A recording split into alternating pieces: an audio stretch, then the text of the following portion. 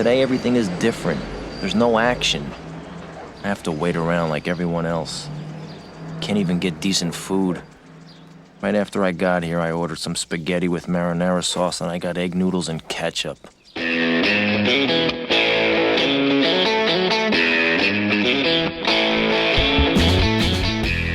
Hello and welcome once again to the Cine-Files, where I hope that we will be concluding our exploration of Martin Scorsese's Goodfellas. My name is Steve Morris. I am a filmmaker and directing instructor in Los Angeles, California. Hey everyone, my name is John Rocha. I'm a writer, producer, host, and voiceover artist in San Diego, California. And yes, we better be finishing today. We've got so much yet to go in the season of Scorsese, for God's sakes. Well, it's funny. I was kind of thinking, because Raging Bull is sort of thought of as, his masterpiece, and that would take longer than Goodfellas. But the difference is Raging Bull's pace is slower, and there's less going on in every single shot. Whereas Goodfellas, there's so much going on in every single shot that there's just more to talk about and to deal with. Yeah. And right now, if you're ready to jump right back in, what we're going to deal with is some garlic, which apparently you could slice with a razor blade, because that's what we're going to do in prison. That's right. I love it. In prison, dinner was always a big thing. We had a pasta course, and then we had a meat or a fish. Paulie did the prep work. He was doing a year for contempt, and he had this wonderful system for doing the garlic.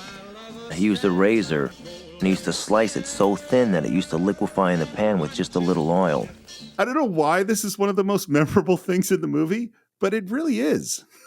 Well, I wonder if this is an homage to The Godfather, because remember, there's that scene where Michael is being taught how to make spaghetti sauce and make the meatballs, and of course that's Scorsese's dad, who's the guy putting the meat inside the big steel tub, not making the steaks. That's someone else. But so I wonder if this is a little bit of an homage, because one of the side joys of watching mobster movies is learning how Italian food is made authentically. So this is a fun little scene here. I will say, though, that the one thing that is not authentic. Yeah, you're the foodie. Tell me what's true. Well, it's not just from me. It's also from listening to the people who worked on the film. Slicing the garlic with the razor blade is just something they made up for the movie, and they got so many complaints. Like Nick Pileggi, Scorsese, people would write to them and said, "Look, I sliced it with the razor blade, and it never liquefied in the oil." And they're like, "Yeah, because that doesn't work. It doesn't actually happen. It's something they made up." And I just, with the inefficiency of trying to use a razor, like that would take you hours to do. Yeah. But it's so great. And and I agree with you, by the way. I remember, by the way, when we did Coppola, that he said, at some point he said, "I think every movie I make should contain a recipe. So if the movie's terrible, at least you get something useful out of it." and this looks like some great tomato sauce. We got, we're cooking the meat with, as you said, Scorsese's father. Yeah. We're making the steaks. I love the moment where they ask, "How do you like your steaks?" And he goes, "Red, medium red." He said, "Oh, an aristocrat." Great moments, man. And you see all the lobsters are coming in, and they got the bourbon, they got bottles of wine. What did you think when you first saw that this was prison for them? Well, I mean, it's a time capsule, right? So this was prison for them at that time. So yeah, this is still kind of that. How can I say this? This kind of, is it nascent? Is that the word that is nascent? I think is the nascent. Sorry, the nascent time of the mafia and the mob. It's still kind of in that nascent stage. So, it's seen as an accepted thing in the neighborhood, right? And so some of these cops and prison guards and whatever, they're part of those neighborhoods. So, this idea of creating a separate section for the mob guys to be at, I'm sure it served two purposes. One is like, they're not mixing with the other inmates, and so there's less possibility of some shit going down. And the second part is you get taken care of and you leave them where they're at, and really you kind of almost see their crimes as different than crimes from people in society, because they're doing it to each other as opposed to people doing it to innocent people necessarily. So this is where I look at the approach to it. So it's made to look like this is not a bad deal to go a year in prison if this is what essentially, because you're essentially being sent to a dorm house for a year to hang out with your buddies and to eat the food and do whatever. So, and clearly Henry, as we see, is still running his drug businesses on the side. By the way, I don't know what your dorm was like, but there were no lobsters or steaks in my dorm. That was not what was served. Really, in Berkeley, no lobster, no steak. No, it's sad. It was all just like tofu and wheat germ and No, it wasn't. It was storm food. It was mac and cheese and hot dogs and there was storm food. Yeah. But as you mentioned, Henry's dealing drugs or getting drugs while they're smuggling in all the food by bribing guards. He's smuggling in drugs, and it is very clear from the first moment we see it that he is hiding those drugs from Polly. Yes. So this movie that sets up this idea of honor, and you did the right thing. You give Polly his tribute. We're breaking that here, and we've broken it many times already. Yeah. And then we go to the waiting room, and in comes Karen with the kids. Yeah, just the whole intro. Look, because if you watch in the background, if you pay attention, she is cutting off all these other women who have been waiting to go. Oh, I didn't notice right? that. And so she gets preferential treatment, right? And also in a way, you're looking at it. It's a bunch of black women there who are waiting to get in, and I think Latino women as well who are waiting to get in. So like you see her getting a little bit of privilege here by skipping the line. And then, of course, she immediately is confronted with the Janice Rossi stuff, which I think is a nice little twist here because they both have a great argument about the situation where you can kind of see both sides of it, even though Henry's doing some nefarious shit. And the filmmaking and editing and the way they do this moment because again, he's going to push that. He and Thelma Schoonmaker are going to push that editing pace. They spin the ledger for. And then it's like 6 quick cuts, like within a second, to reveal that Janice has visited Henry Hill on that list. You want her to visit you? Let her stay up all night crying and writing letters to the parole board. What am I doing here? Where am I? I'm in jail. And I love that she's yelling at him and screaming and crying as she's just pulling out the bread and the sausages and all the stuff she's been smuggling in. Good. Let us sneak this stuff in for you every week. Look what you're doing! Every week! Look what you're doing! Stop me! And she's making a scene, and now you can see that they're smuggling things in, and this is getting kind of bad. Yeah. And Henry's trying to say, look, I can't control who comes to see me or whatever, and I don't know how much of that is true, but watch the guard. No, it's not. Come on. I'm sure he can't control who comes to see him. That's true, but he probably could say, Janice, don't come to see me. Sure, I'm sure. Yeah, right. I'm sure he was getting conjugal visits too. Yeah. But the guard there being embarrassed by the whole situation because, he's covering for Henry is another situation that we are monitoring that. Yeah. And the other thing we hear is that she's gone to all the people that they were so close to that were family for help. They're people that owe Henry money, and she's getting nothing. You know what he told me? He told me to take my kids down to the police station and get on welfare. So all of the family and we stick together and all of that stuff, that's obviously not true. Because Henry says, that's what happens when you go away. I've told you that we're on our own. Forget everybody else. Forget Paulie. As long as he's on parole, he doesn't want anybody doing anything. What's interesting about the scene that starts so angrily with his betrayal of having Janice come is that in a way, they come together in this scene because they're in this desperate situation together. You know? 100%. We've got to help each other. We just got to listen. We got to be really, really careful while we do it. And then she gives him a long look and says, I don't want to hear a word about her anymore, Henry. Never. Now, this is what she's been asking since she first found out about Janice. She's been fighting him. She pulled a gun on him. She did all this stuff. She went to Janice's, yelled at him. She's yelled at him here. None of that has worked. Right. And in this moment, he says, never. Right. Do you believe him in this moment? I do, because we don't see her again. Yep. So I think so too. The movie leads us to believe that he listened to her. I don't know if he did in real life or not, but certainly the movie leads us to believe that. Well, I don't think he stopped sleeping with other people. But I think he did end the relationship with Janice. I mean, I know he didn't stop sleeping with other people because we're going to see him with Sandy later on. That's true. Yeah.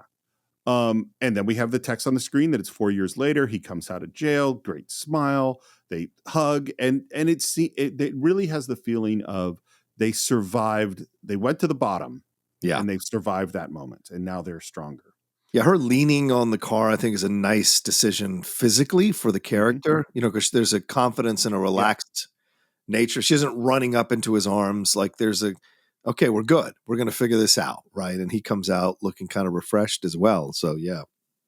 And I love that they get home and there's little small talk about welcome home and blah, blah, blah. And he looks around the house and he says, Karen, get packed. We're moving out of here. We got to move. yeah, we got to go. You know, it reminded me of a scene from the Coneheads when Jesus. when Beldar comes home, Jane Curtin, he's been working like triple shifts as a cab driver, and he's like, we can't stay here, you and the baby. We must get a bigger place. You know, it's just funny to see that kind of comparison. He walked in and immediately is already looking for a new place for them to live, and I thought that was kind of cool. Again, folks, this is why you tune into the Cine-Files. We have a lot of movie podcast choices out there, but none of them have ever made a Coneheads Goodfellas comparison. That is why you're listening to that's why this is the finest film podcast in the world. That's why. So true. So true.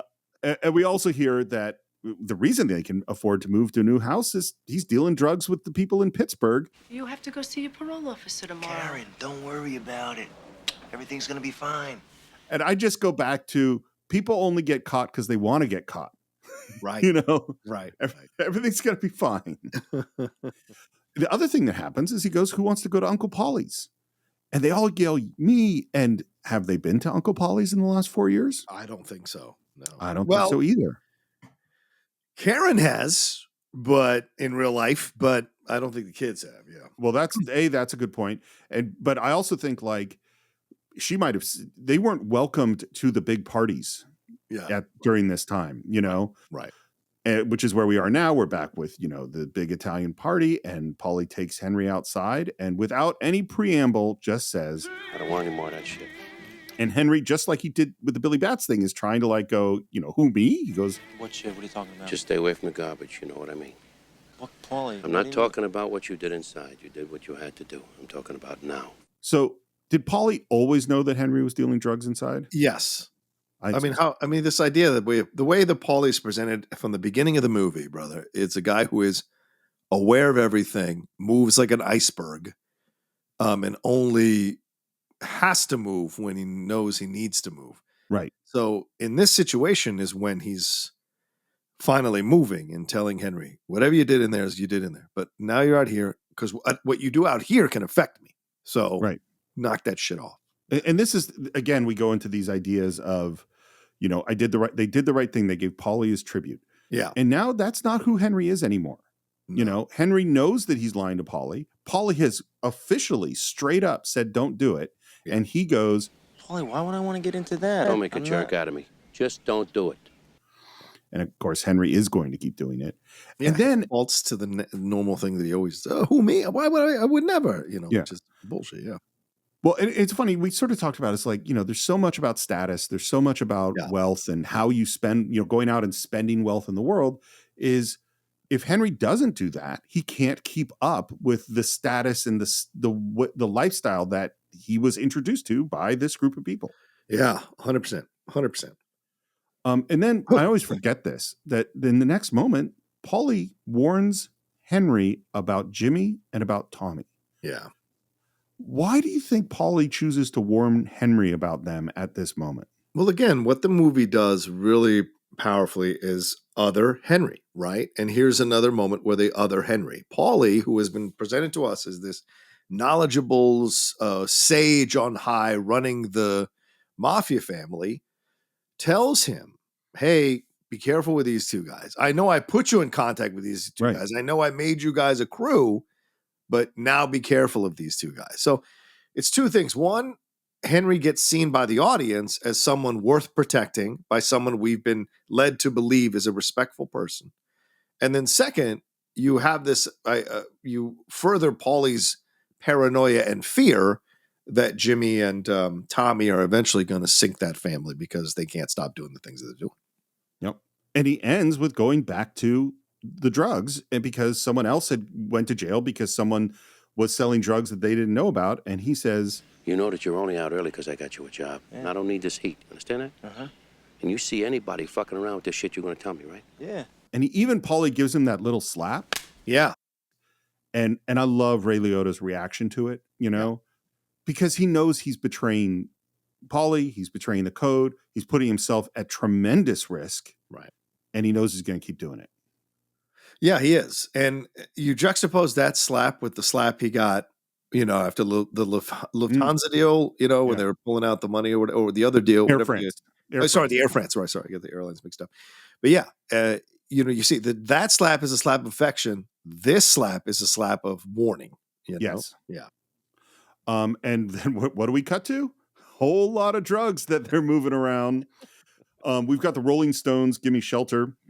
Yeah. This is a song that Scorsese has used multiple times in multiple movies. Yes, he had. Yeah, Departed. Yeah. I started using Sandy's place to mix the stuff, and even with Sandy snorting more than she mixed, I could see that this was a really good business. I made $12,000 in my second week. I love even with Sandy snorting more than she, like, that's just, if you look at the way they're doing business here, do you feel confident in this setup? No, of course not. But it's a business, right? And like most businesses, you factor in that there's a little money disappearing every month or whatever, like with overhead or whatever's going on, or maybe you just figure that that's part of the game, right? And so with him, he's factored it into the overall business that he's going to take some losses because she's snorting, but it's worth it because of the work she does to keep the business alive. So you make those exchanges in that kind of a arrangement, shall we say? But and this is also a fascinating thing about, because when you're watching it, like, you have to understand, like, mafia guys have to make their money, right? They're not, going to a regular job and then on the side they're hustling people or beating people up or killing people. Like, this is their life. And so when the cops are on them, when they're coming out of jail, they've got to figure out another way to do income. Oh, and also they have to kick up a certain amount to the guy above them. So Paulie, in a way, is playing this game like, you figure out another way to make money, but this is all Henry has. So what else can he go and do? So, I'm not excusing Henry's behavior, obviously, but, like, in a way, this is a system that's forced to make you make these kinds of decisions so you can put food on the table, feed your family, and pay for the roof over your head, Well, but you don't necessarily have to go get a new roof. Like, it's the output of the money, which is where I have the problem. Or a white Christmas tree. I guess you're right. Yeah. We were just talking off mic about a major purchase, and I could afford it, but I don't need it. And, like, that's the big, and I know I brought it up, I think, in the first part of the Meyer Lansky, Hyman Roth. I'm living in a small town and, in a small house in a very, very mild way. Well, that's how you keep the money. If he wasn't going to the Copa, if he wasn't buying a new house, having the affair, snorting half the cocaine rather than selling it, he wouldn't have these financial problems, and he wouldn't have to more. Yeah, that's a fair point. You got to invest your money very carefully. You got to save your money. That's how I was raised. It's a smart way to be raised. More people should have been raised that way. I love the end. He says, All I had to do was every once in a while was tell Sandy that I loved her. So, not sleeping with Janice. Now, to be clear, does he love Sandy? Love? No. I don't even know if he likes Sandy. I think he has fun with Sandy, if that makes sense. You know what I mean? Yeah. She's a necessary evil for the things that he's doing. Yeah. And then we see him with Jimmy and Tommy, and he says, within a couple of weeks, it got to be so big, I needed some help. So I got Jimmy and Tommy to come in with me. So it's like Paulie said, don't deal drugs and be careful of Jimmy and Tommy. Henry is dealing drugs and has brought in Jimmy and Tommy. Exactly. Yeah. And I love, by the way, that as they're discussing, they're having a meeting about the crimes that they're committing, that we hear Mr. Conway and we realize, oh, they're at the probation office. Yeah. Yeah. By the way, the actual halfway house that Henry Hill and a bunch of these other guys was at was located right near Studio 54 and Saturday Night Live. So they would regularly go from the halfway house into Studio 54 and do a lot of drugs. The other story I didn't tell in our last part is when The Godfather came out, all these guys went to The Godfather together. Oh, to go see it. To go see the movie. Yeah. The idea that the characters that we know in Goodfellas all getting in a car, driving to the city and going to see The Godfather, there's just something about that I like. Karen is giving a tour of their new place to Maury and his wife, and it's such a perfect late 70s, early 80s you know, with the wall that opens up and all the Yeah. Chinese decor and all the kind of over the top stuff. And the actress who plays Maury's wife is Erwin Winkler's wife. Oh, really? She's the secretary in King of Comedy, who is keeping Pupkin at bay at the agency. I'm trying to look up her name. Sorry. But yeah, that is Erwin Winkler's wife, the producer Erwin Winkler's wife. Margot Winkler. Here she is. Yeah. Who plays Belle. But yeah, she was in a number of films. She was in After Hours. So Scorsese's used her a number of times in movies. So yeah. And she's totally good in this. Oh, she's great. Are you kidding? Yeah. What? You and Jimmy talk? Yeah, I talked to him and he's looking into everything. Oh, fucking good. This will make the Air France hole look like goddamn peanuts, man. And as always, Maury is not a calmly satisfied patient guy. He's just always going to push, always going to poke. And then we cut to our guys and we hear. And these are the guys that Jimmy put together for what turned out to be the biggest heist in American history. We see Tommy, we see Frankie Carbone, we see these other guys like Johnny Roast Beef, and then we see Samuel L. Jackson, who is Stax Edwards. Yeah. It's just so interesting with the movies that we covered of watching the arrival of Sam Jackson. Yeah. Right. Yeah. Late 80s to mid 90s, so by the time you get to Pulp Fiction, it's like, he's fully there. It's kind of a leap. I mean, because Coming to America's 89, and 3 years later, right, this is Goodfellas, 91, 92 Goodfellas. Yeah. So it's a little bit of a bigger part. He's got more lines. And then there's Jurassic Park, which is 91. Right? Oh, 91. Jurassic Park is the thing. Right. Yeah. Good point. Right. And then there's Jungle Fever. Right. Which is right in this era too, where he's in Jungle Fever. Yeah. Crazy. He's a guy who'd been around, we were just talking in our short recently of these actors that have been around and paid their dues. Yeah. And then suddenly, they're there. Only Maury was driving us nuts. Just because he set this up, he felt he could bust Jimmy's balls for an advance on the money we were going to steal. I mean, we talked about this when we first met Maury. It's like the dude can't shut up. No.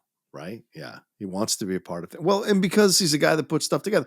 That's the thing that's so confusing about Maury is the guy who puts stuff together in certain, if you research the guy they're basing this on, like he was part of a number of scandals, this guy, but he could figure out the angles, but he couldn't shut up about it. So It's a confusing mixture of things in one person, because this guy could have had a pretty cool, relaxed, successful life off his crimes, but he couldn't shut up about it when things went down. And he was constantly needing the stroke, at least the way the movie presents him, constantly needing the stroke of recognition and respect from these guys. And he hated that they kind of looked down on him, yet he still wanted to be part of the group. So it's a confusing thing with him.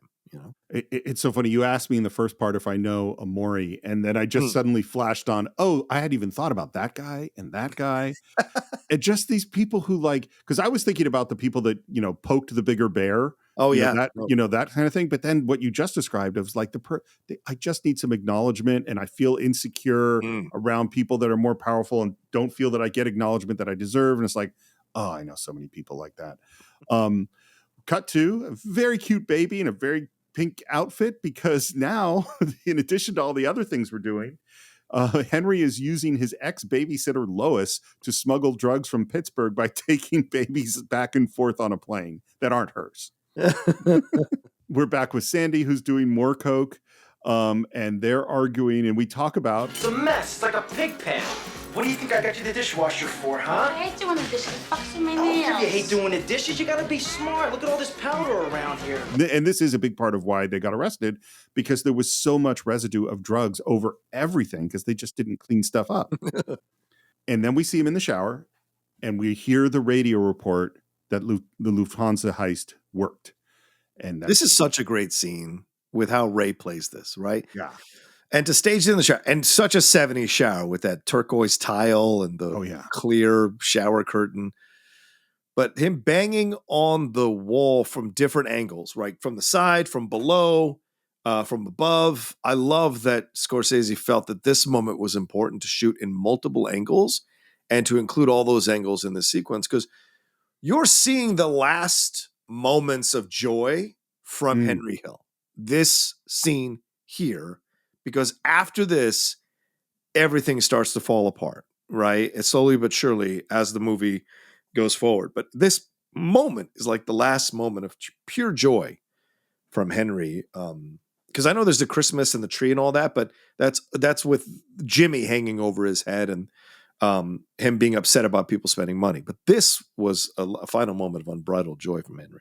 I totally agree. And I think and what's interesting too is he's not directly involved in this heist. No. I mean, he's peripherally involved. Right. I think the only reason he lives is because he wasn't directly involved in this heist. Seems like, yeah. By the way, it was $5 million in cash. The approximate, we don't really quite know, but estimated $5 million in cash and $875,000 in jewelry, which in today's dollars is worth over $28 million.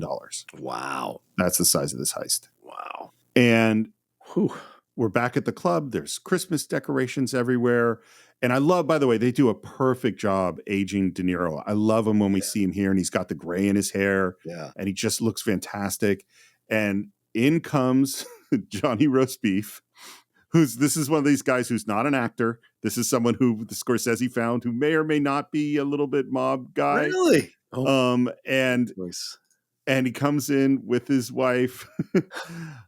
First, there's a reaction to his outfit, and then he opens up the door and says, "Jimmy, come here. Isn't she gorgeous?" And there's this pink Cadillac. Yeah. And the first thing he says is, "I bought it for my wife. It's a coupe. I love that car." De Niro's so amazing in this scene. Didn't I say not to go buy anything for a while? Yeah, but it's a wedding gift, Jimmy. It's from my mother. It's under her name. I just got married.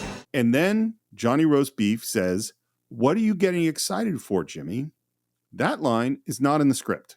Oh, wow. Scorsese comes up to Johnny Roast Beef and gives him the line and says, "I want you to say this to Bobby and to Bob De Niro." And because he knew that particular sentence, "What are you getting excited for, Jimmy?" would set De Niro off. And where he goes from this point forward. And what's so great is Johnny Roast Beef, not an actor. So he's got one of the great actors of all time now going off script and going off on him. What am I getting excited for? You stupid. We got a million fucking bulls out there. Everybody's watching us, and you get a fucking car. But You're telling me I'm excited? My mother's name. And then we go into, I don't know who is the best at repeating the same sentence over and over again, but De Niro is up there because I love "What's the matter with you?" What's the matter with you? I apologize. What's the matter with you? Sorry. What the fuck is the matter with you? It's so scary at a certain point. And he apologizes. Yeah. And then Frankie Carbone comes in, I think, with his wife in the giant mink coat. Oh, Frankie. And the look on his face, look at this guy when he sees the mink coat, and it takes it. He essentially rips it off her. Yeah. Jimmy does. And then tells her, "You got to get all this stuff out of here." Then Frankie kind of yells at her to get on out of the door there. So, yeah. And then Maury comes up to Henry because he's seen all these other guys spending money, and he's like, "Where's my money?" Other people are obviously getting money. I got 500 grand coming to make the biggest fucking bundle he ever made in his life. Boy, I'll go talk my money. I'll go talk to him. Henry's job is always to settle people down so they don't get killed, basically. So, and then we go to a moment where I think that... Hold on a second, Steve. I just want to correct something real quick. You were talking about Johnny Roast Beef.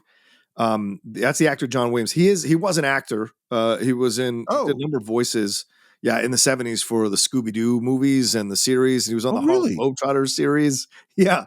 And then some people might remember, like after this movie comes out, the next year he's in Honeymoon in Vegas and he plays Johnny Sandwich, not Johnny Roast Beef. Oh, that's hilarious. So, yeah. So, well, I don't know if he was a mobster, like maybe in between the acting gigs, because certainly there was some time, like 20 years before he did something again in 1990 or 15 years. So maybe he was, how can I say, the supplementing his income in certain ways. But he did go on to act in a lot of stuff, starting with this year, 1990, of Goodfellas and State of Grace, that other Irish, I think, gangster film with Ed Harris. And then, he's in The Mask and a number of things over the years. So yeah, but a good character actor for sure. Well, and this is why, look, this is why you have to check your sources, Yeah, This is why, even though we work really hard to get everything right on the Cine-Files, I mess up sometimes. And clearly maybe I had conflated two different stories as I'm doing all my research and put something in my head, but this is how mistakes get made. So I apologize for getting that wrong. I still think the moment is fantastic. I am certain that Scorsese whispered that line to him, but apparently I got wrong some of the stuff about his background. So thank you so much for bringing that up. We always want to give you the correct information on this. Of course. Our apologies to Johnny Williams if he happens to be listening. Yeah. So I don't know the answer to this question at all. Okay. So did Jimmy give money to Johnny Roast Beef and Frankie Carbone and not give any money to Maury? Yes. So he was purposely fucking with Maury. Yes, 100%, because he's a ball buster. And I know how people like this work, right? Because he hates that Maury probably put this together. So Jimmy put it all together in terms of getting the crew together and pulling the heist off. But Maury is the one who figured out all the angles and presented it to Jimmy and everyone else. So I bet there's a piece of Jimmy that's upset about that, right? Kind of like directors with producers sometimes clash because who's really responsible for the end product? And so that's what I think is going on here. And the fact that Maury is constantly hammering him for the money. If he rewards him for the hammering, then in a way he's encouraging more of that behavior. So I think in some fucked up way, Jimmy's trying to teach Maury a lesson about how to deal with him and make him not be this kind of person that he is. So, because he knows Carbone, he knows Johnny Roast Beef, those are his boys, those are part of his crew, so he's going to take care of them. And he probably didn't even give them their full amount. He probably just gave them a little. I'm certain he didn't.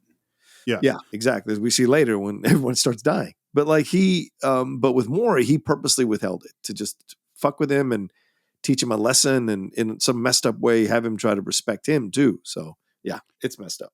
Well, it's funny because this movie, it's so kinetic and it propels you along, and you believe, and I kind of believed more of what I was being told, I think, earlier, but watching it this time, and in particular in reading the book, the Nick Pileggi book, it's actually very clear. Like in my mind, it was sort of, oh, this guy got a Cadillac, and this guy, they're not obeying the rules, and they're going to get Jimmy caught, and that's why they get killed. Right. But that is not the reality. The reality is Jimmy kills them because he wants the money. Yes, exactly. Which Ray or Henry says later in the film. Yeah. Yeah. It's just and he's fucking with Maury because Maury pisses him off. Yeah, exactly. And then he's going to kill him too. And then Henry goes back to Jimmy, and Jimmy is suddenly really warm and friendly, and grabs his face, gives him a kiss, and gives him some money, and also gives him a warning. Frankie and Johnny did. Don't be a moron with the money. Do what's right. You understand? Yeah, of course. Cut to him coming through the door with the white Christmas tree, and then immediately handing some kind of jewelry, which I'm assuming is very expensive, and a big stack of money to Karen. Yeah.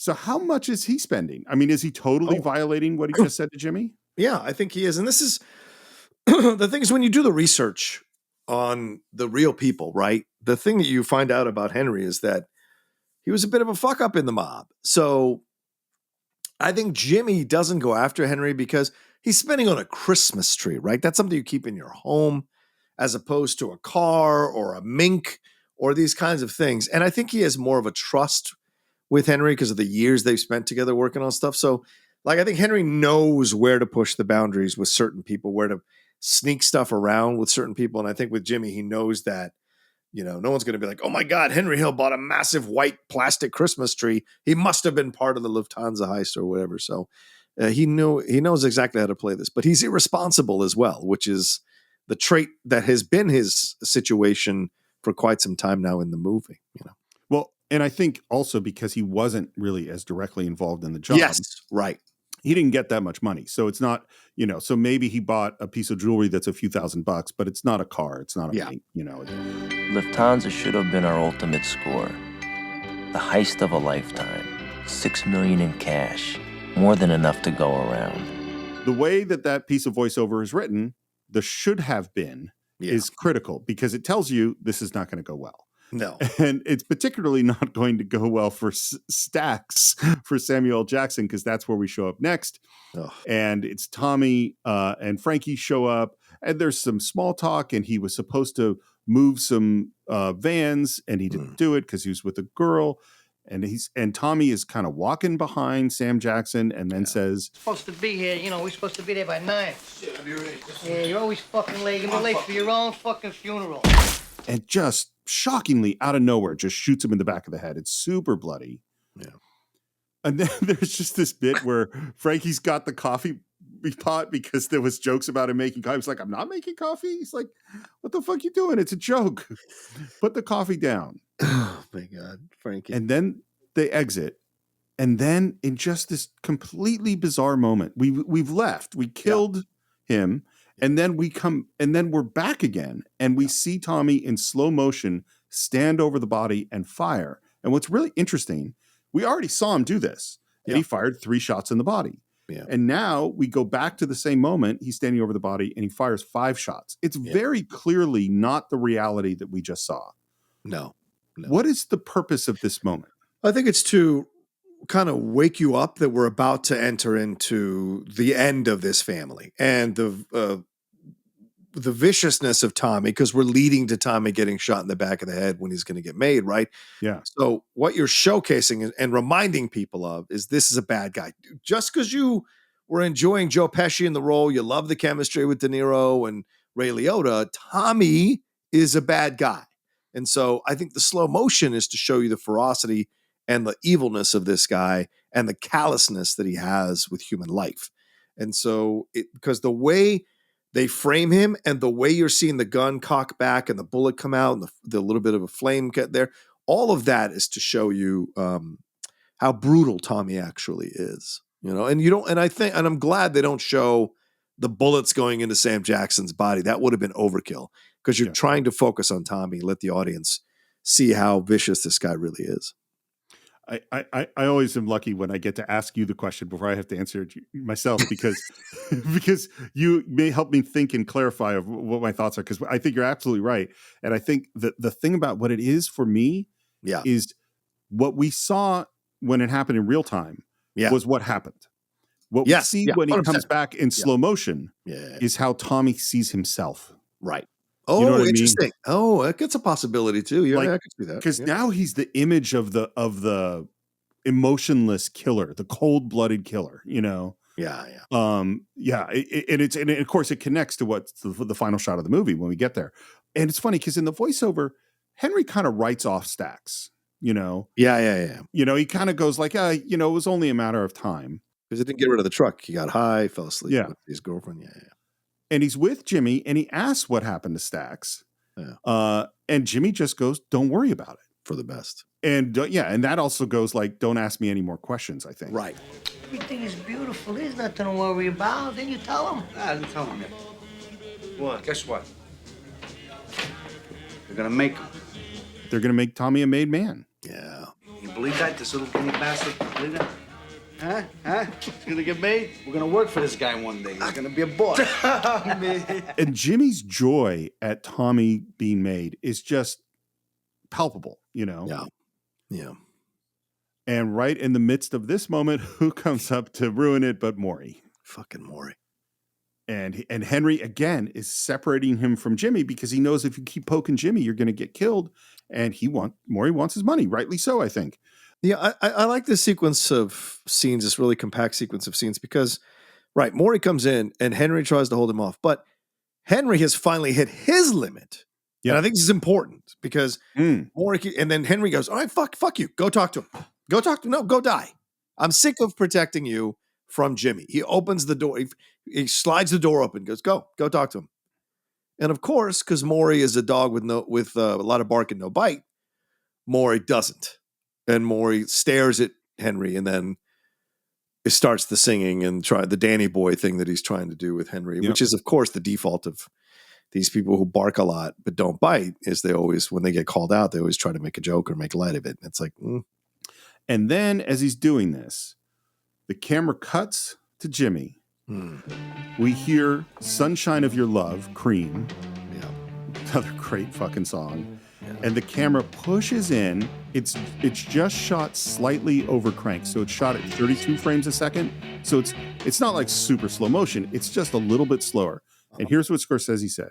He said, "I just hoped that I would catch something, that De Niro would do so. I didn't give De Niro direction. I said, we're just going to push in and you're going to watch Maury and we're going to see what happens." And there's something so magical in the look from De Niro as he smokes and the camera pushes in. Yeah.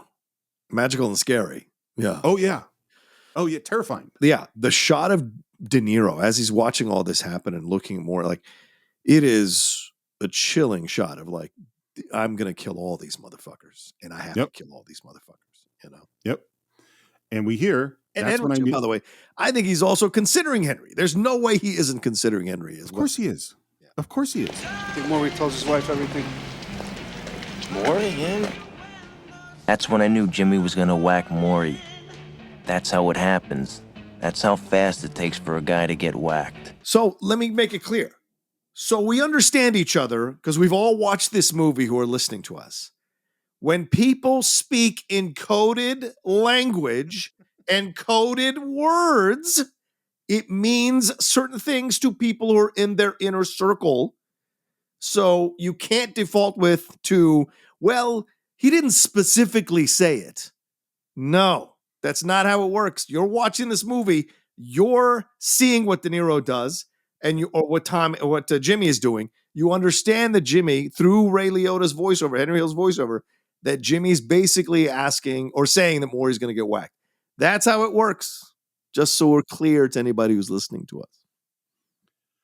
I just had this image of someone who creates an entire, like a comedy where someone creates an entire mafia empire, not knowing that they were doing it because they were always just saying things like, you know, this is a nice store. It'd be a shame if something happened to it. And they didn't mean anything by it. But then they got a whole bunch of money and they're like, oh, thank you for the money. And then people started saying things and they became like Pauly. And people, it's like halfway between like being there where everyone thinks this person is a brilliant guy, but they're not. Yeah. And then they create an entire mafia empire without knowing it.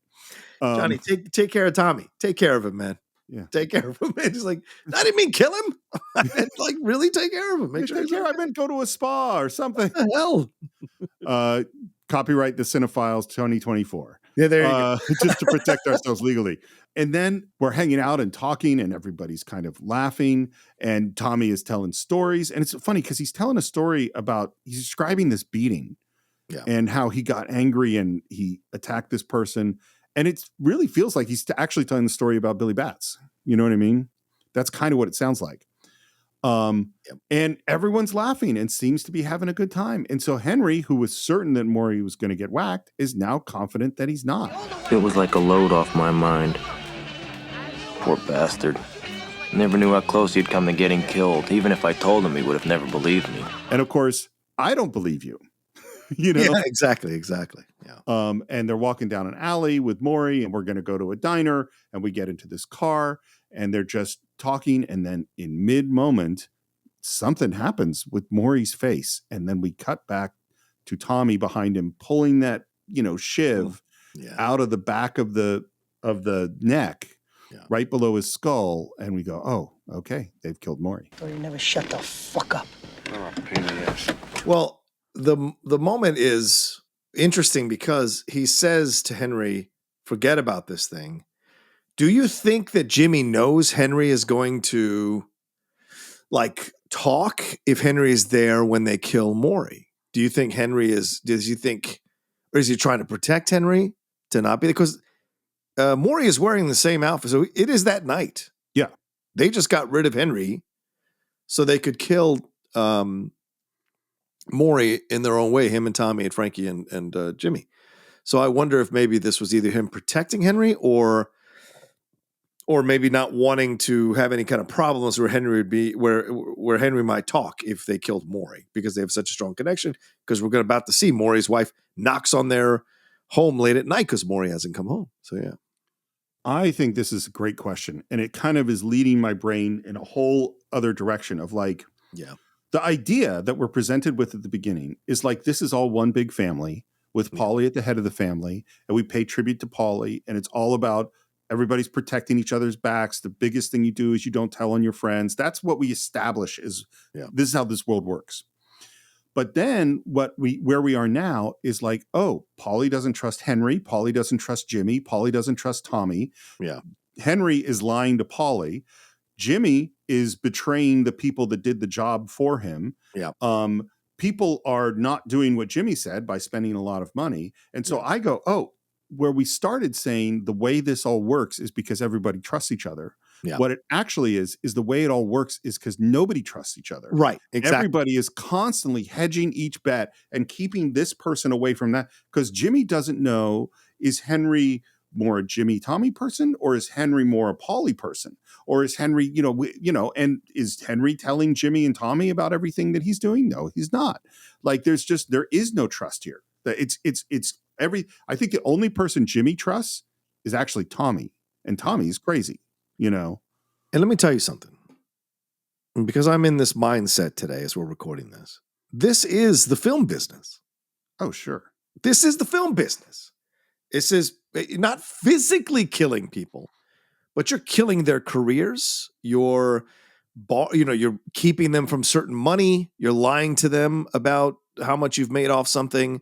So I work so hard now in all my shows to destroy the rose-colored glasses people see the film industry through, or people see the creatives through. Like, I'm not saying there aren't good people in Hollywood. I'm sure there are. But a majority of the people in Hollywood got to positions of power that they got to by doing nefarious, dirty, backstabbing shit, lying to people, purposely losing quote-unquote information, working behind their backs to undercut them, telling, as you said, telling film, never saying yes or no, just kind of saying maybe. And all of that is how the mafia business is running as well. So they're really, and again, I want to make this clear. I'm not saying that they kill people physically. I'm saying that the way they work the business is dirty, and they break rules all the time, and they lie all the time.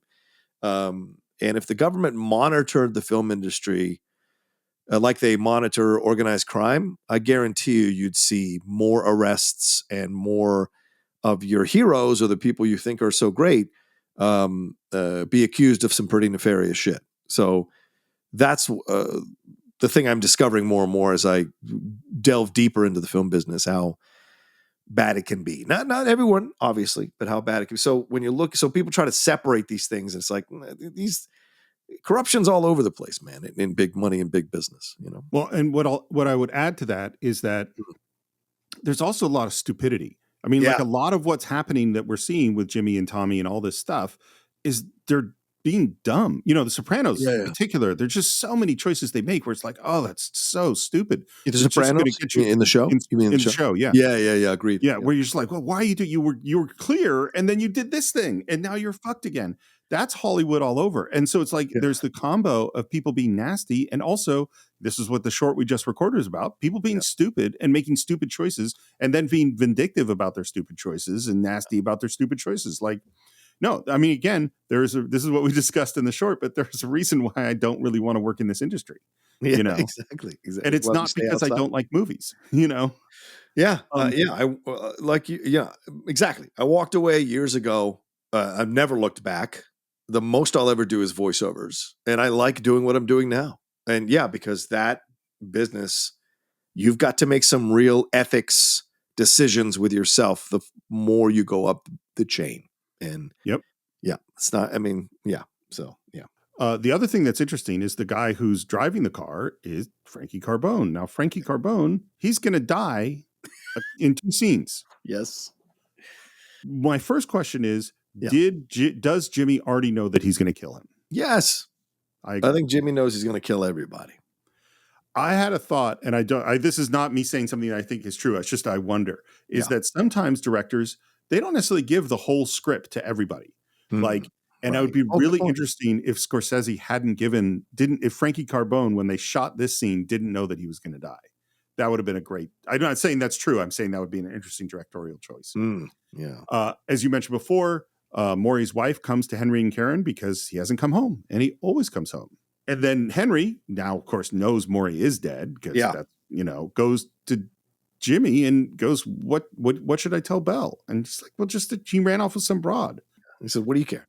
Yeah. What do you care? That's exactly the big point. Yeah. And then I like too that the FBI or cops, undercover cops or whatever are watching, and the Jimmy goes up and knocks on the door and he says, Come on, fuckos, let's go for a ride. You can't have too many variations of the word fuck, can you? I mean, fuckos, fuckball. It's one of the great words of all time. It really is one of the greatest words of all time. I mean, honestly, there are many episodes of the Cine-Files where there was no reason for us to swear. Like we're doing Mary Poppins or something. Any intelligent podcasters would go, maybe not have as many F-bombs when you see Mary Poppins. That's true. And yet we can't help ourselves because it's such a good fucking word. And then we cut to these two kids with this expression on their face. Yeah. I think, we've talked about needle drops throughout this whole movie. This is one of the great needle drops of all time. Yeah, dude. 100%. 100%.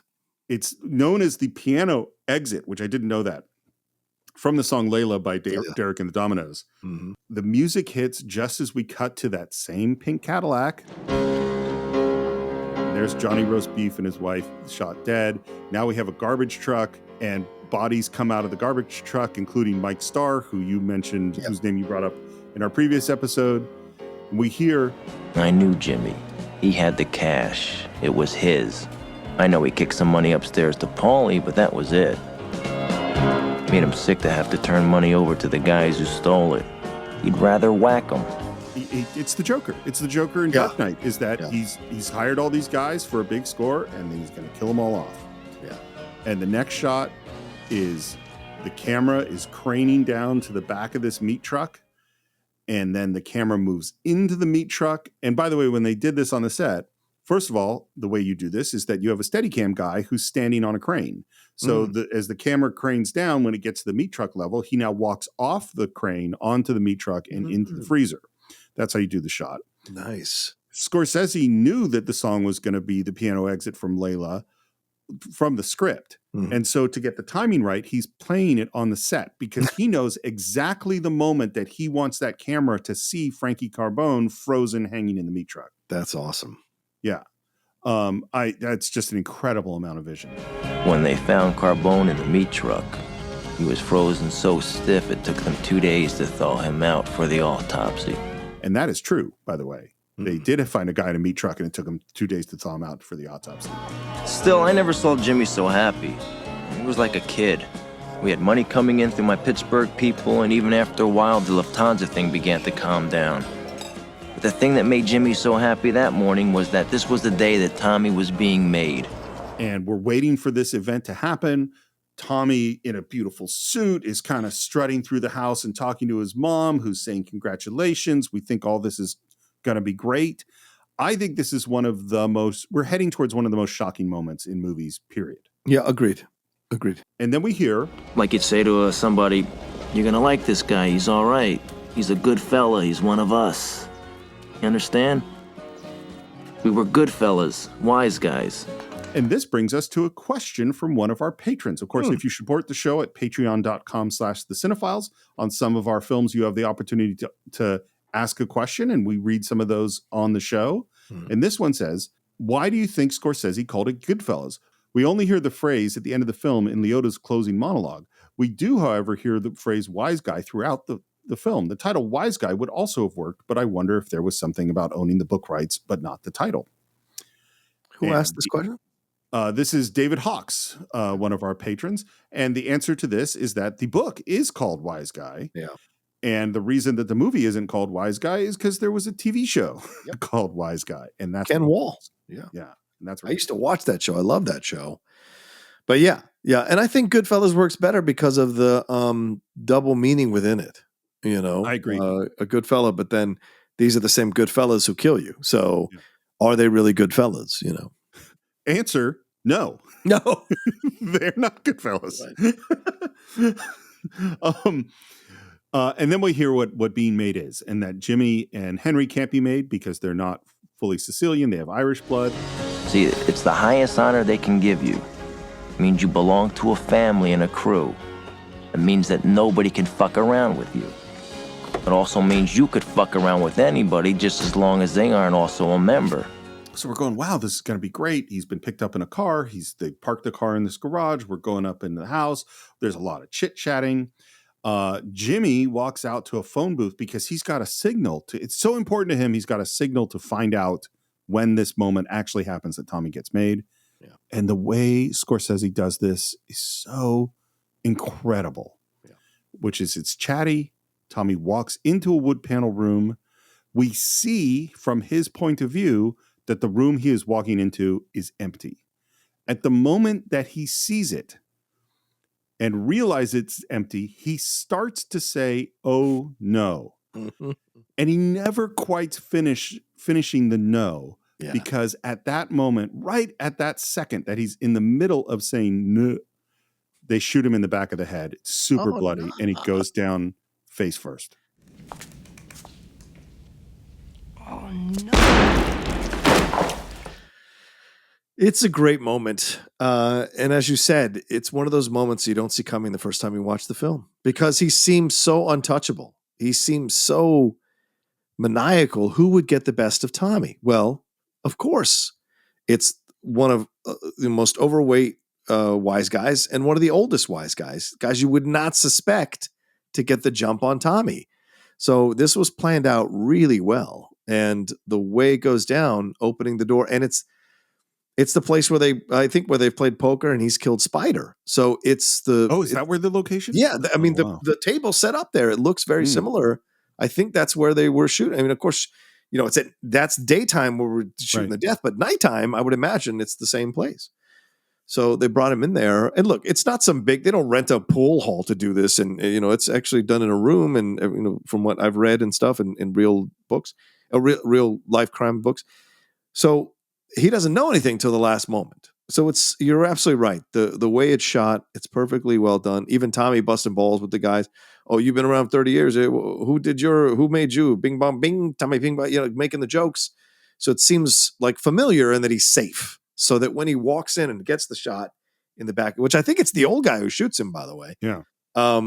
He goes right down. Or no, maybe it's the bigger guy who shoots him. I don't know. But he goes right down and it's over. It's a headshot and it's over. And it's so shocking. It's kind of like what happened in Departed when what happens to a certain character off the elevator. You're like, oh shit. Like those moments, you live for those moments in movies because that means a story's gotcha. If it can get that reaction from you, the story has got you. Oh yeah. And so I've always remembered this moment. And then what they say next, what Henry says about what they did next and the scene we're about to get to with De Niro on the phone.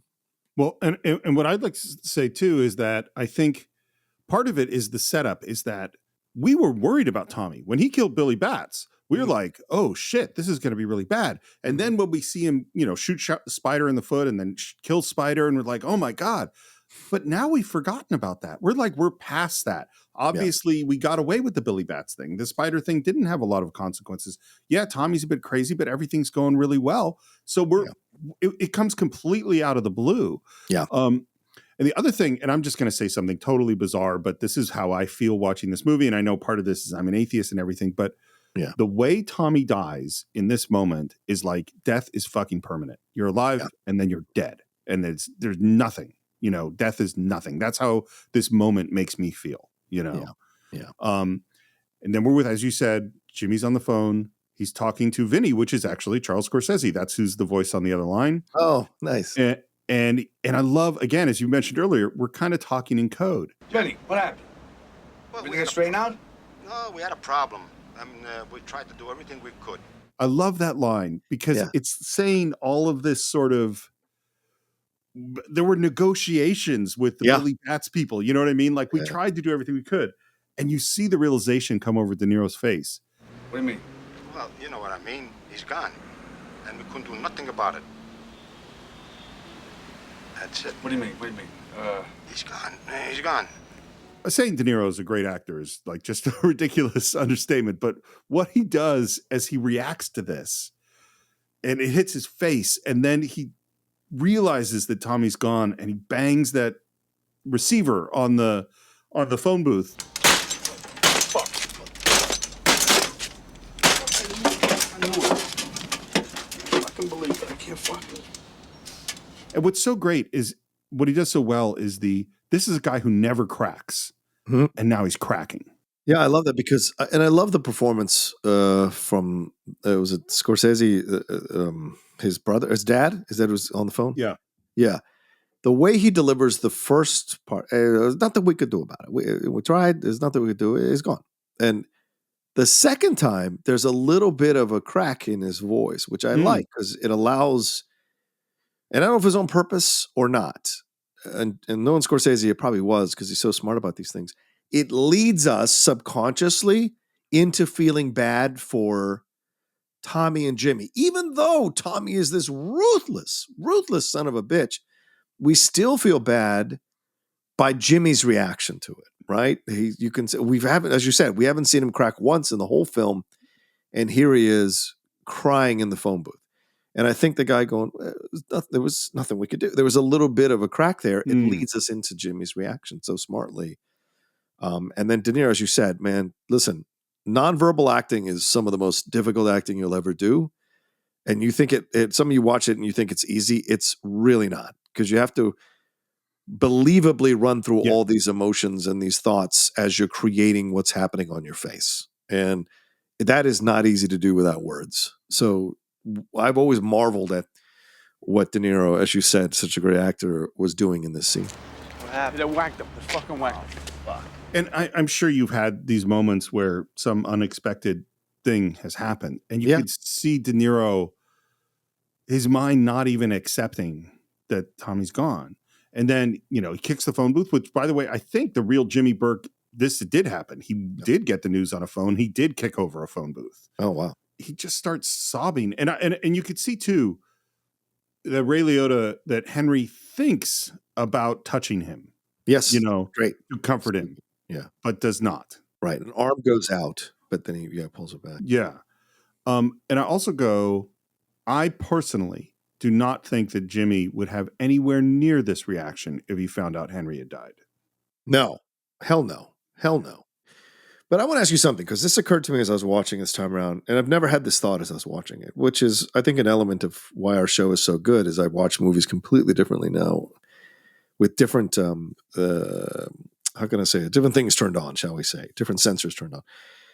But we just heard Henry say, I've never seen Jimmy so happy, even though he's killing all these people in the Lufthansa situation. Yes, he's keeping the money, but clearly he's scared or threatened, which is why he's killing all these people. He doesn't want the cops or the feds to connect him to it. But then again, all these deaths are going to lead back to him eventually. So this is the move actually of a desperate guy. And so Henry's saying, oh, I've never seen him so happy. And he's eating the food. And we see De Niro through the window, like slamming down the food. And he's bebop-a-looping. And then he gets the call, so to speak. And then he gets the call. And he totally loses it. So to me, what occurred to me this time around, and it may be wrong, but I think he's crying from the stress of everything. And he's letting it out because the death of Tommy has unlocked that. And I don't know if he's crying as much for Tommy as he is for himself. And because we see later when Henry and Karen get rid of the drugs and whatever, Henry collapses in the corner crying. So I just wonder if this is Jimmy's way of crying. And no one cries better than De Niro on screen. It's fucking great. I love his crying.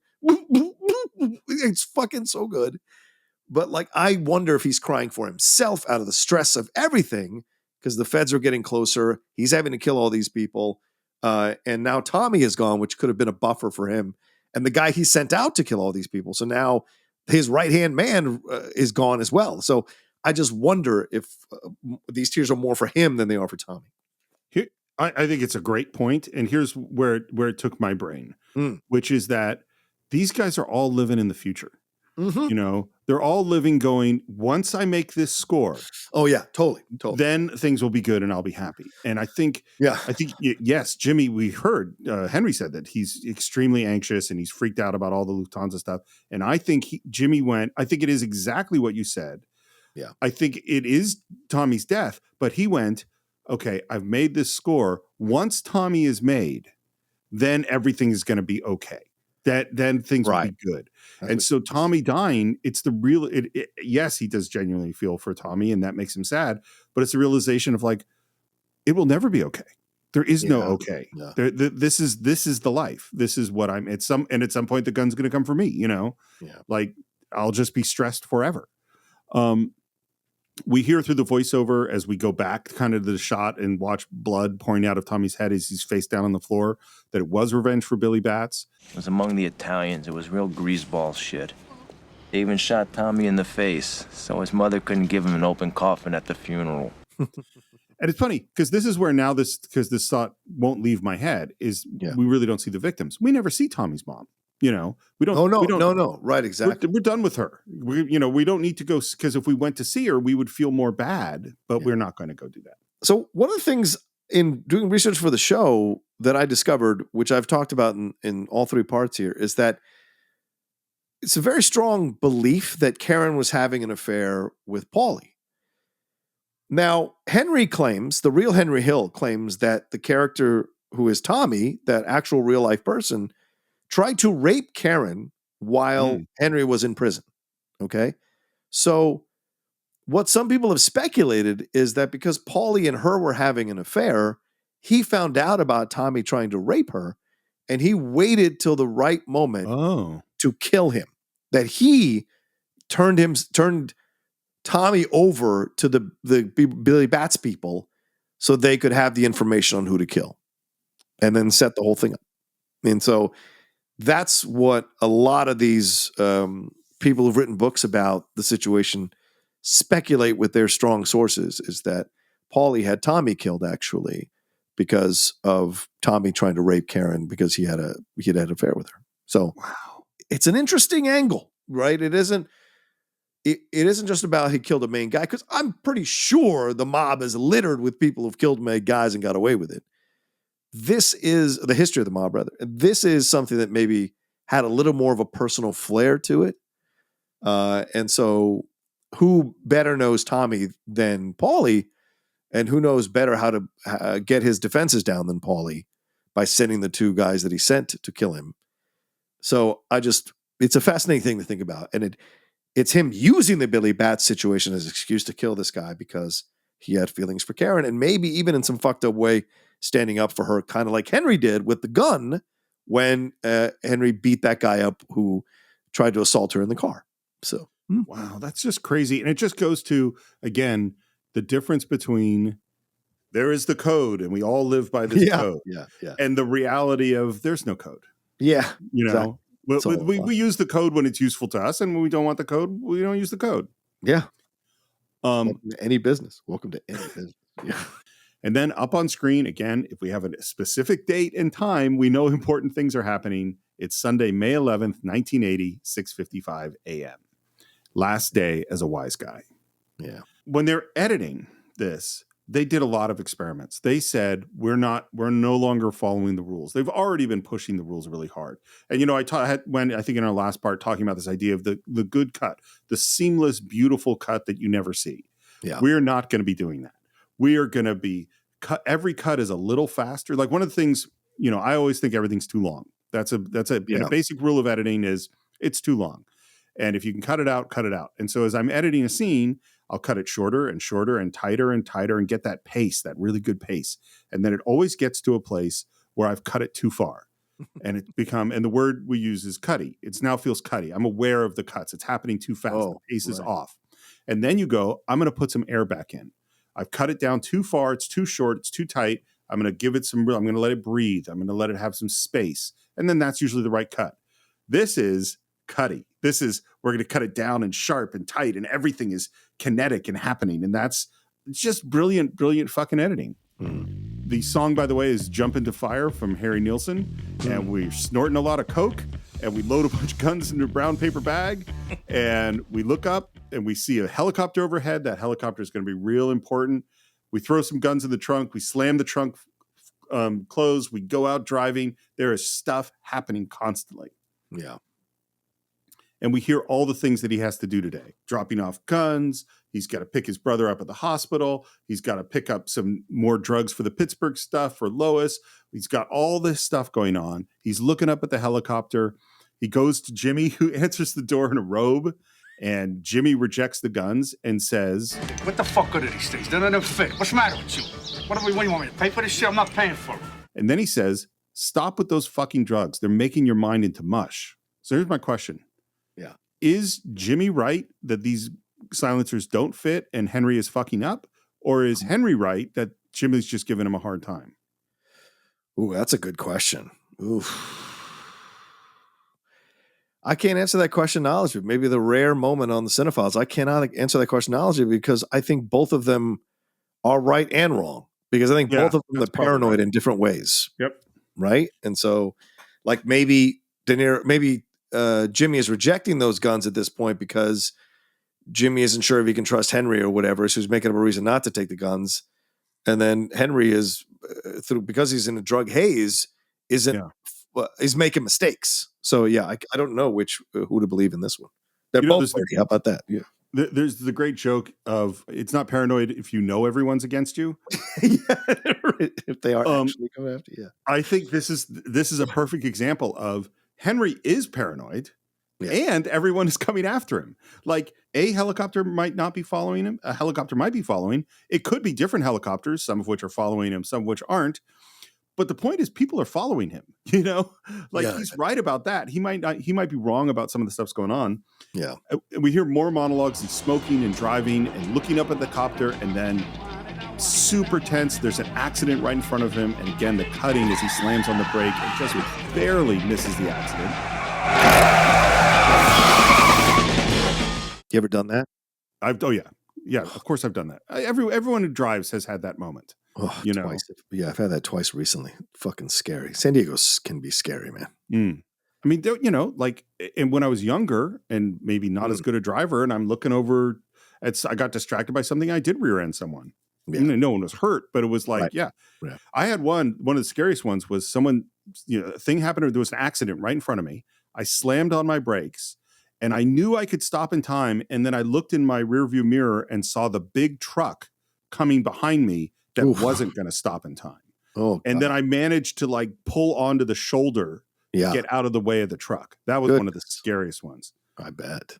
And now we're at the hospital to pick up his brother who's in a wheelchair. And the doctor is like, what's wrong with you? We need to examine you. The doctor, by the way, is Isaiah Whitlock Jr. from The Wire and all sorts of stuff. Shit. Yeah. He'd barely been on a movie set before this movie. I like too that the doctor gives him some Valium to take with him. He actually really cares about him. He's like, hey, let me take care of you because you look pretty frazzled. Yeah, it's funny. It might be the only genuinely warm, nice thing in the movie. You might be right. You might 100% be right. Maybe that's why it stands out so much. I mean, other than Catherine Scorsese making food for them, but where you've got a body in the trunk of a car at that moment, so we're not really thinking about it. But there's not a lot of genuine warmth here in this film. Let me ask you something. Do you think she knew what her son was up to? Do you think she knew how crazy Tommy was? I mean, come on. No way he doesn't scare his mom at certain moments, don't you think? I definitely think she knows that he's in the mob. Right. Because she grew up with this. This is family. Yeah. When he's going to get made, she adjusts his suit and says, "You be careful. You look great. I love you. Congratulations." So she's aware this motherfucker's getting made in the mafia. So here's what I think. Okay. I think there are 3 levels. There is I kind of know that he's into bad stuff and can have a temper and can do and has probably done some things. But I don't really want to think about that. So I put that aside. So she thinks the truth is, he does some stuff. That's one level. But I'm going to put that down. I'm going to repress those thoughts and think of him as a good kid. Okay. And the actual level is he's so much worse than what her worst imaginings of what he is. Oh, right. Good point. You know what I mean? Yeah. That's what I mean by kind of 3. What I pretend to think, what I really think, and the truth. That's what I think is going. That's how I put it. Okay. See, I was cooking dinner that night. I had to start braising the beef, pork butt, and veal shanks for the tomato sauce. This is Catherine Scorsese's tomato sauce recipe. Yeah. And burning that sauce was a major sin in the Scorsese house. If you let it get too hot, you didn't stir it enough, you would be in big shit. And he talks about the recipe and the ziti and all the stuff that he's making. By the way, Henry Hill was apparently an excellent cook. Oh, wow. And later, after he was in the witness protection program, he worked as a cook. That's one of the jobs that he had. He was a genuinely really good cook, loved to cook. The way they were talking about how they wanted to edit this was that all things were equal, of equal value. The drugs and the drug deal was equal to the helicopter. The helicopter was equal to the guns. The guns are equal to the tomato sauce. The tomato sauce is equal to picking up his brother from the hospital. Like there is no, because of the, cocaine-induced psychosis, there are no senses of priorities. Everything is desperate and everything must happen, including just get the tomato sauce right. And then Karen and he are going to go out and unload the guns.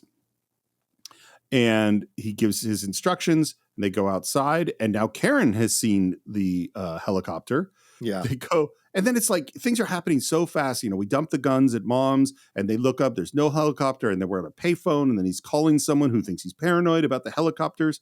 And then they go back and they pick up the guns. They go to the knock on a guy's door, and this is the guy from Pittsburgh, and he's going to buy the guns. And there's this moment where Karen, who has been smoking and also looks sweaty and bags under her eyes and not so good, says, I need a hit. And she goes off to snort cocaine. And this is where I go, oh, she's fully in.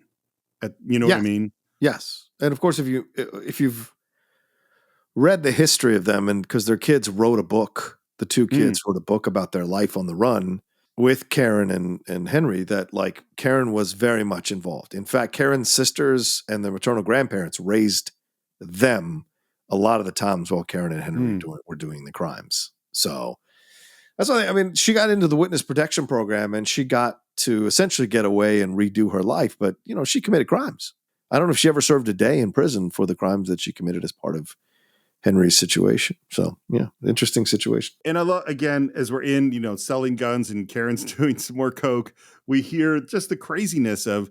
My plan was I had to get home and get the package ready for Lois to take on her trip. Also, I had to get to Sandy's house to give the package a whack with quinine. Plus, I knew Sandy was going to get on my ass. Then I had the cooking to finish at home, and I had to get Lois ready for her trip. I mean, the craziness of, although, I mean, in reality, I have had days like this, Yeah, no, oh shit. Yeah, 100%. But my days like this didn't involve cocaine, mobsters, the FBI, helicopters following us, like it's crazy what's going on. It's crazy too that he answers a phone call from Sandy while Karen is there, right in the same room. Maybe she's in the bathroom or something doing coke. I'm not sure. Yeah. And then he calls up Lois, who is supposed to make another run to Pittsburgh, and goes over what she's supposed to do. And Lois is going like, yeah, I know what to do. And the big thing he tells her is to make sure that she leaves the house and calls from an outside line. And she goes, of course. Unfucking believable. All of them. Every fucking girl in my life. And it's like, dude, you set this up. Yeah. It's your fault. Yeah. We see Lois on the phone making the phone call, not from an outside line, holding a plane ticket, and there is a black box on the plane ticket that has been. Yeah, they cover the American Airlines logo. Yeah. Which I find weird. Like it's strange to me because it's like I probably would have just not used that shot or used a different shot so you didn't see the logo. Putting the black box brings attention to that fact, which is not. Yeah. But Scorsese is a genius, so I'll defer to him rather than my choice. Oh yeah, I like the black box actually because it makes it seem a little more nefarious, right? That this was redacted. It kind of has that little vibe to it. And clearly, American Airlines didn't want them to, or maybe this was on purpose. Maybe maybe American Airlines was fine, and Scorsese was like, no. No, it was from American Airlines. It definitely, American Airlines said they went to get permission to use it, and they said, we don't want to be associated with this at all. You cannot use American. That's how that came about. That's awesome. And then he, so we know that now someone listened in when she made this phone call. Mm-hmm. Now he gets back home and he's back to the cooking to make sure that his brother is going to keep watching the place. And now we head over to Sandy's. And there's this moment, by the way, where we see him snort some cocaine and the camera just flies in as the drugs hit him. Yeah. And his eyes are red and bloodshot. And he looks crazed. Yeah, he does. And we're back at dinner. We're having arguments. And then Lois is like, no, I can't go until we go get my hat. You got to get my lucky hat. And so now the lucky hat is important. I love this actress, by the way. I think her name's Welker White. But he has used her a couple of times. She was in The Irishman. She played she played Pacino's wife, Jimmy Hoffa's wife in The Irishman. So she was so unusual in the movie because of her look. Do you know what I'm saying? And the way she treated Henry. So she's always kind of stuck in my mind a little bit. Kind of like the woman in the pit in Silence of the Lambs, that actress who, of course, is on Grey's Anatomy and other things. It's kind of always stuck in my mind, certain actors. And so I've always thought she had an unusual look for this film. And so it works so well. The way she's so dismissive of Henry the whole time, I think is great. And the hat thing is genius. Just genius, man. I think part of what's great about her is the contrast with the Henry Hill Karen energy. Yeah. She's so like, whatever. Right. Like, I know what I'm doing. Yeah, exactly. And they're manic and crazed, you know? Right. So we go out to the car because we got to get a hat, and there is suddenly a gun to his head, and we hear, Freeze! Don't you move, you motherfucker! I'll blow your brains out! Shut the car off slowly! And I love what he says. For a second, I thought I was dead. But when I heard all the noise, I knew they were cops. Only cops talk that way. Don't fucking move. If they had been wise guys, I wouldn't have heard a thing. Which, of course, is exactly what we just saw, both with Stax and, of course, with Tommy. Yeah. Is the gun to the back of the head, and you're dead. And that's it. We're up with Karen, who runs up the stairs. We hear banging on the doors because the cops are coming in. She's trying to dump the heroin in the toilet. And then we hear the banging, and she finds a gun in the drawer and slips it like into her panties. And she is terrified and scared and crazed and out of control. Is it wrong that I find that moment sexy? It is sexy. I think it's sexy. Yeah. And it kind of fits with what, again, when she held the gun after Henry had used it and said, like, it's a great point. Yeah. So what's interesting is that Karen did dump a whole bunch of drugs, but she didn't do it when the police were coming. She did it after Henry had gotten arrested. She was alone. There was a stash that the police had never found. So he was right. They would never find it, Karen. He was yes. Right. Okay. He was complete it seems like he was right. It didn't go down this way. We have another question from our patron. John R. Merlino asks, hi guys, do you agree with me on this? Scorsese is just not a strong finisher. Goodfellas, Gangs of New York, Casino, Wolf of Wall Street, just to name a few. The last quarter of most of his movies are usually the worst part of those films.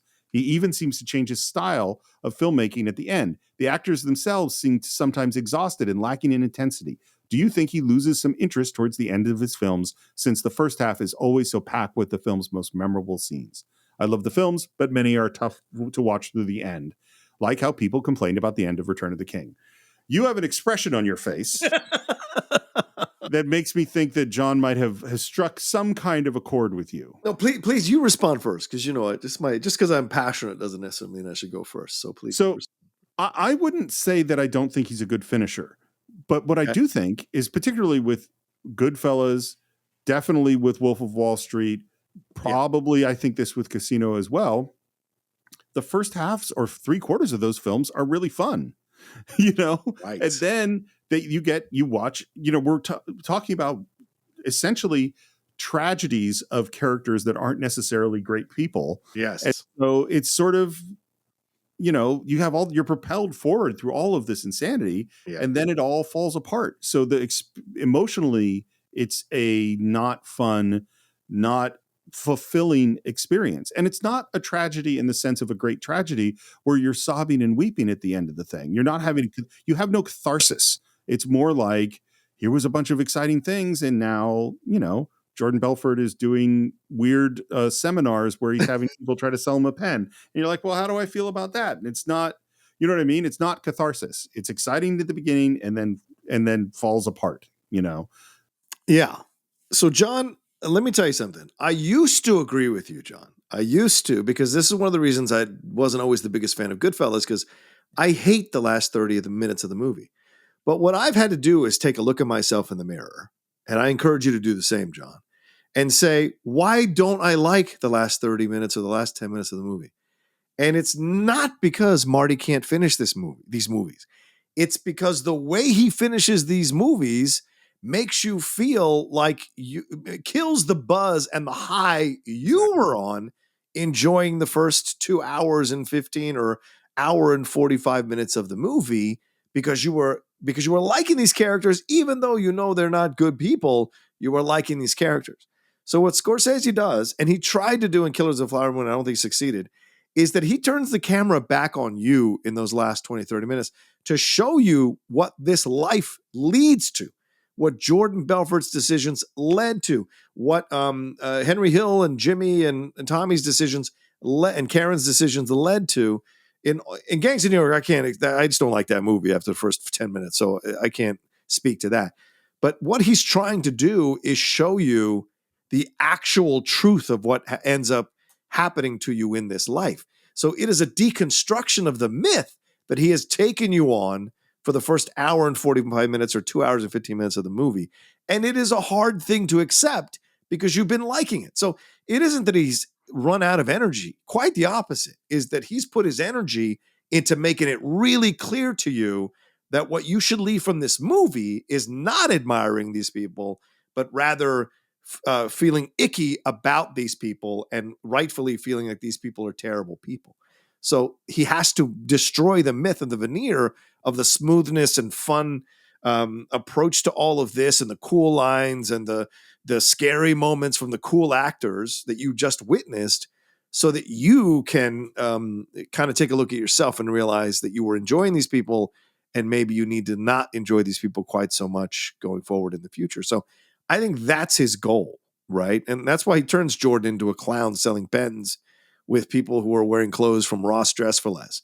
Why he at the end, when we're about to get to the court scene, where you see Jimmy and Paulie looking way less powerful and like nobodies, and that we get these moments to the end where he's, at the house. So all of this is to show the deconstruction of the myth that you just bought through it all. So it's not subtle, but it is purposeful in how he's trying to make you change your perception of what you just watched, which I think is gutsy, So I just had a full epiphany, not just a full epiphany about Goodfellas and everything that you were just saying, but also I think just about humans in general. And this is what the epiphany was. There's all these things there are all these status markers in Goodfellas, all these things that make you go, this is an important person. Yeah. And that we tend to judge the value of a person based on the clues given to us by those status markers. Mm-hmm. So you see somebody with money, with prestige, where they have power, people fear them, people do what they want them to do, things like that. And we go, that must be an impressive person. Right. Because all the status markers are telling us that. And what this movie is, the thing is the reason these people have all these status markers is because they cheat. Yes. Because they're criminals, not because they're impressive, because they're breaking the rules. Like succeeding, like there are like Rocky Balboa is an impressive person. He has very few status markers to show that, but he has courage and character and he works hard and he does all those things that make him, wow, this is an amazing person. Henry Hill is not an impressive person. I mean, he has some steel. We've talked about that. He has some courage, but like, it's like making money by putting a gun to somebody's head and taking their money is the antithesis of having skills or accomplishments or things like that. And what we see, like Jordan Belfort, he's super rich. You know why he's rich? Because he fucking cheats. Yeah, exactly. Because he's fucking robbing, he's breaking the rules. So like he has the status because he has all the money, but he got the money by something that we should not respect in any way. And that's what we're seeing fall apart. Is these aren't, Henry's acting like an idiot here, Right. Because this is what it all leads to. All this glory and money and, cheating the government and all this fun stuff that you were enjoying in the first hour and 45 minutes of the movie or 2 hours. This is what it all leads to, is all crashing onto the rocks.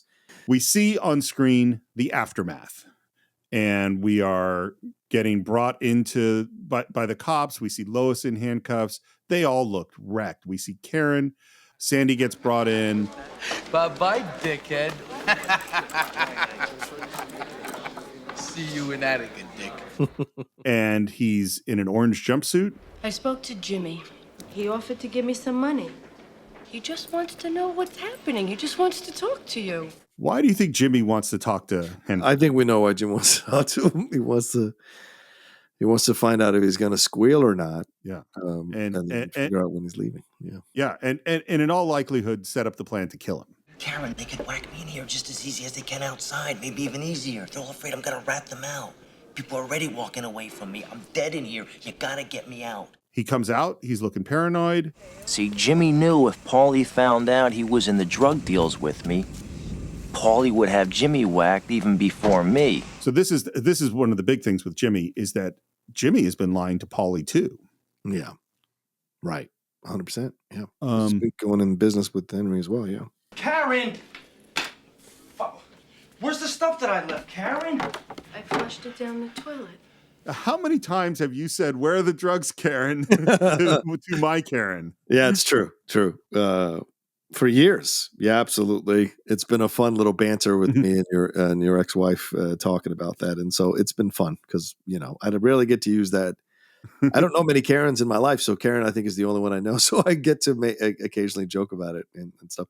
And because it's a line that just sticks with you when you watch the movie, because it's also followed by Lorraine Bracco's screams of and crying of realizing that they're out of options, and Henry finally breaks, which he hasn't broken in the whole movie, Yeah, I mean, I think he was barely holding it together as it was. Yes. He was right on the edge of, it's like we talked about with Jimmy at Tommy's death, is that he's right on the edge. And the one thing he's holding on to is, I got $60,000 worth of drugs stashed in the house. Right. And that's going to allow us to get back on our feet and get back doing stuff. And he is angry at her. He's banging the wall. She's freaking out. She goes to her knees weeping, and he squats down in the corner sobbing, and they end up together huddled in the corner. Yeah. Huh?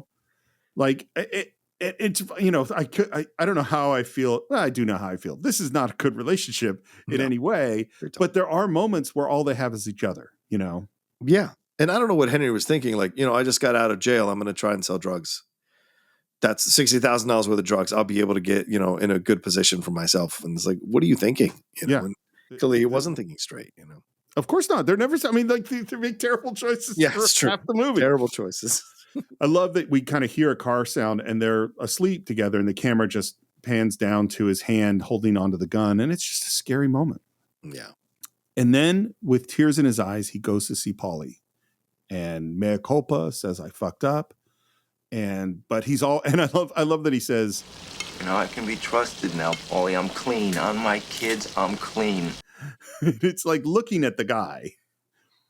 I don't think that's the image that he's putting forth. No, not at all. But of course, people who are involved in these drug things, they actually think they come off as way more calm than they actually are. Like we saw in the Jordan Belfort thing. Oh, I drove home safely. And it's like, no, you really didn't. You really didn't. And Paul Sorvino's great in this moment. Oh, yeah. Goes, You looked in my eyes, you lied to me. You treated me like a fucking jerk. Like I was never nothing to you. so good in that moment. Yeah. I got to turn my back on you now. He says, I'm going to turn my back on you. And he hands him a big wad of bills and walks away. Yeah. Now, by the way, Paulie is like cooking while this is going on. Yes. And it looks like he's in a restaurant. Is Paulie working in a restaurant? I think he bought a restaurant. Okay. It's weird. Working in a restaurant. Yeah. That would seem very odd. Yeah. And he gives him $3,200 and he turns his back on him. So here's what's interesting. In my understanding, and this is when you brought up the whole thing about Karen and Paulie, this is the moment I thought of. It wasn't Henry that went to see Paulie and got given $3,200. It was Karen. This was Karen. So then they had the relation. They had the situation. Yeah. And he's talking with Karen and they're going, we got to get out. I don't want to do that, Henry. Is that what you want? Karen, if we stay around here, we're dead. You got it? We're dead. They're right. You took too much of that stuff. You're totally paranoid. And then she's talking to Jimmy. And Jimmy is asking, very concerned, how Henry is. And then he says, and I love lines like this. He says, you know what kind of questions they've been asking him? They tell you? Jimmy, I don't know. And that is a perfect, and what again, De Niro's so good, is he says it in a perfectly almost sincere, but not quite sincere way, you know? Yeah. Just enough for us to not trust him. Tell him he's got to call me, okay? As soon as you talk to him, he's got to call me. We got to work on this whole thing. It's very important. He doesn't know I came down here to see you. You know, it's like he's crazy. Because she thinks Henry's paranoid. Right. She still is holding on to the belief that she has relationships with these people. Yeah, because she's a little bit of a babe in the woods thing. Yeah. Yeah. And he gives her some money and he gives her a hug and he calls her honey. And then he says, Listen, I got some beautiful Dior dresses. You want to have them? Pick out a few for yourself. she starts to go up to the stairs, which I guess is where they regularly stash stuff. No. It's over here. It's in a store in the corner. It's swag, so I got it down the corner. Now, normally, a human would walk you to the place. Right. They wouldn't just stand and kind of point, but clearly not move. And she's walking down the alley, and the camera is moving with her. And then it pans back to Jimmy, who is clearly not moved forward. No. It's right on there. Right on the corner. Yeah, it's over there. Right there. It's hard to describe how scary this scene is, you know? Yeah. No, it's true. It's middle of the daylight. She's just walking along, and he's not going with her. Right. And then the camera cranes up, and she looks up, and she sees some guys that are working there doing something. And then she's scared. Hey, go ahead. It's right in there. No, Jimmy, Right there. I'm in a hurry. My mom's watching the right in the kids. I gotta store. get home. I'll come back later. And she gets in the car, and she gets the hell out of there. Yeah, she takes off. Yeah. And I think if you didn't think that Jimmy was about to kill Karen or have her killed, the look on his face after she drives away makes it real clear. Yeah. And now she's in the driveway, and he comes up to her, and now she's scared, and now she believes. Comes out with that gun. Yeah. Yep. And we've made the turn. If you're part of a crew, nobody ever tells you that they're going to kill you. Doesn't happen that way. There aren't any arguments or curses like in the movies. So your murderers come with smiles. They come as your friends, the people who have cared for you all of your life, and they always seem to come at a time when you're at your weakest and most in need of their help. Yeah. We're at a restaurant, and we see Jimmy waiting at a table, and yet they greet each other with hugs and big smiles. And then they sit there, and we're in a two-shot looking at them, and it does, which is, I never noticed this before, but the camera does a Zolly, which is that vertigo effect where the camera is either pushing in and or zooming out or zooming in and pulling back.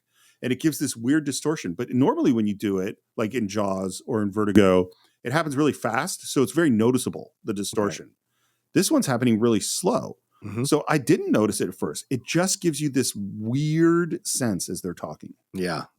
And then at the end of the scene, Jimmy gives him a job to go down to Florida and do a hit with Anthony. Jimmy had never asked me to whack somebody before, but now he's asking me to go down to Florida and do a hit with Anthony.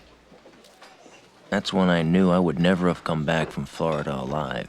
What I think Scorsese does really well is set up, because at the beginning, we started with, the first time he got arrested, you did the right thing, you didn't rat on your friends. You didn't tell anything. And this movie is about what is going to make him rat on his friends.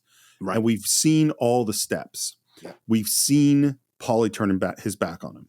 We've seen that Jimmy wants to talk to him, ostensibly probably to find out if he has to kill him. And Karen was the one resisting, going, hey, you're paranoid. Then we see Karen get scared by Jimmy. So now she's in the place. Now Henry goes, look, Jimmy's going to have me killed. At this point, there is no other choice than to go to the cops. True. I guess. Yeah. The feds. Yeah. Yeah. The guy he goes to talk to, the cop, is actually the real prosecutor of Henry Hill. This is Ed McDonald. He's perfect in this scene with the authenticity of it all. So good. Yeah. And basically they're talking about the witness protection program. And Karen is going, well, maybe I don't go with you. Maybe you go without me. The only way they can get to him is by getting to you. Getting to your kids. If he goes into the program, forget about it. You're in a great deal of danger. I think you understand. I don't know that. anything. Come on, you don't know anything. Don't give me the babe in the woods routine, Karen. I've listened to those wiretaps, and I've heard you on a telephone. You're talking about cocaine. And by the way, Ed McDonald really did say exactly these words to Karen to push her to go into the witness protection program. So, again, to go back to John's question. Yes. This scene is super important. There's nothing exhausting about this scene. He's not exhausted as a filmmaker. This is a scene on purpose. These people that you've been enjoying in the film, and I think that's what happens sometimes when people watch these movies. These great actors play these roles, so it allows us to kind of have this cognitive disconnect with the actions that they're taking in the movie, right? Like we play this game, as you said, earlier, Steve, with Tommy's mom, The Three Levels. But when we're watching these movies, we're playing this game with our minds as well. Like, we know logically the things they are doing are not good, but the movie is constructed to make us choose them in every situation they're in, right? And so when we get to this moment here, we've been othering Henry the whole movie. Henry and Karen have been othering themselves the whole movie. But now that they're caught, they want to other themselves again in this moment and almost come off as a couple of privileged little shits, because Karen is like, well, I want to see my mom. You mean I can't see my mom? And he's like, yeah, I guess we can work something out. But no, you're not going to be able to see your mom. Oh, I can't do that. I've got to be able to see my mom. And Henry's like, oh, are you foolish? They're going to kill. And even McDonald says, well, they can't get to him, but they'll get to you. And they might need to get to him by getting to you. So just so you understand, you and your kids are in danger and what have you. And then she doesn't want to do it. And Henry puts this on her, like in essence saying, if you don't do it, I can't do it. And I'm dead. And if I'm dead, you're probably dead too. So there's all these, and then she's like, well, you don't need me, right? You need him. He's the one. And he's like, yeah, I don't need you. You're irrelevant. But if it makes him a better witness, I'd like you to go with him. So she is trying all these avenues to use her privilege. And if I go a little farther, use the kind of talking your way out of the situation that some people have who are born from a certain level of privilege, thinking they can just talk themselves out of anything. And she's getting smacked down at every avenue. So this person that you were enjoying and loving from the first scene with the red dress and coming up to Henry and saying it's going to cost you and all that, this is what she ends up as. And so again, this is him destroying the myth of the characters that he just presented to you and showing you what this life actually leads you to when it's all over. So it's a very important scene. And I love that he brought in the actual guy. Nothing says like Scorsese is choosing a side against these people than bringing in the actual guy who put these people away. So I thought that was great. There's such great authenticity in this scene between the three of them. But by the way, first of all, Ed McDonald, one of the two commentary tracks on the Goodfellas Blu-ray is Henry Hill and Ed McDonald. Shut up. Really? Yeah, it's not that good a commentary. It's not a great comment. And actually, Ed McDonald is more interesting, I would say, than Henry Hill is through most of it. But the funniest thing is that I would say, just from listening to them, because they're linked together. I think they wrote a book together or something like that. And just the feeling I got listening to them is Ed McDonald doesn't like Henry Hill. Yeah, it's just that he's linked to him. He's tied to him. Yeah. Just back to what you were saying, I think the part of what allows these people to do these things is, this is a famous psychological book from Ernst Becker called The Denial of Death. And the idea is that most of us walk around not really believing that we're going to die. And that allows us to smoke cigarettes and do all these stupid things or live our lives in ways that don't make sense because we're just blocking out the fact that terrible consequences can happen. Well, that's what's gone on with Karen and Henry and all of these people. It's just the denial of the world that they live in and how fucking dangerous it actually is. We have another question from Patreon. This one is from Adam, real last name unknown. It says, save this question for the end. Did Henry really love Karen in the end? I don't think there's an obvious answer displayed in the film, but it seems he uses her. He asked her to do so much in the film, but did he actually love her when he has the mistresses? What do you think? I think you can't look at love in a binary way with certain people. And by that, I mean, you don't love someone if you cheat on them. That's not 100% true in every situation, right? I think we seek absolutes too much in life. And as you get older, you realize how much of a fallacy certain absolutes are. Their relationship was very complex. And again, you buy into this idea that Karen is this like unwitting person who is influenced. Bullshit. She was an adult and she willingly went along. This idea of letting people off from decisions they made because they were quote unquote influenced or whatever. Come on now. We're all adults. She made her choices. She says in the film, I found it sexy that he physically assaulted a human being to protect my honor at his home in his driveway with a weapon. Okay. So this idea that Karen's this sweet, don't buy, as McDonald said, this babe in the woods routine. So both of them had a complex relationship. And I'd be curious to hear what this person has to say now that you know this truth about the characters, or about the real life people, that Karen was having an affair with Paulie on Henry and may have had affairs with other people on Henry as well. So they had a very complex relationship where probably both of them were cheating numerous times throughout the relationship. But that doesn't mean that they didn't love each other. Okay. And again, it's not that I'm advocating cheating or saying that you should. I'm saying every relationship is different. In some relationships, you have both people cheating, but they still love each other. And I think Karen and Henry loved each other again for 25 years, right? They got divorced in 1990 something, but the divorce wasn't finalized till like 2002. So it took a while before it was actually official. So they clearly loved each other in some very strong way. And I think the movie does show that throughout the film. Even that final scene that we just talked about, Steve, with them crumpled on the floor crying, he's initially mad at her, but she crawls to him. He puts his hand, but then he hugs her because he does love her. It's just that it was a wild relationship in a wild situation. So there were so many crazy swings in it. So to me, yes, I think the movie does show that they do love each other. It's just, it's he was not faithful to her, which was part of the life for a lot of these guys. If you read any books on these guys, they all cheated, and still love their wives. Like they all have religious dedication and religious figures in the house. Like even Tommy says to his mom as he's walking out, "Stop painting religious pictures, will you?"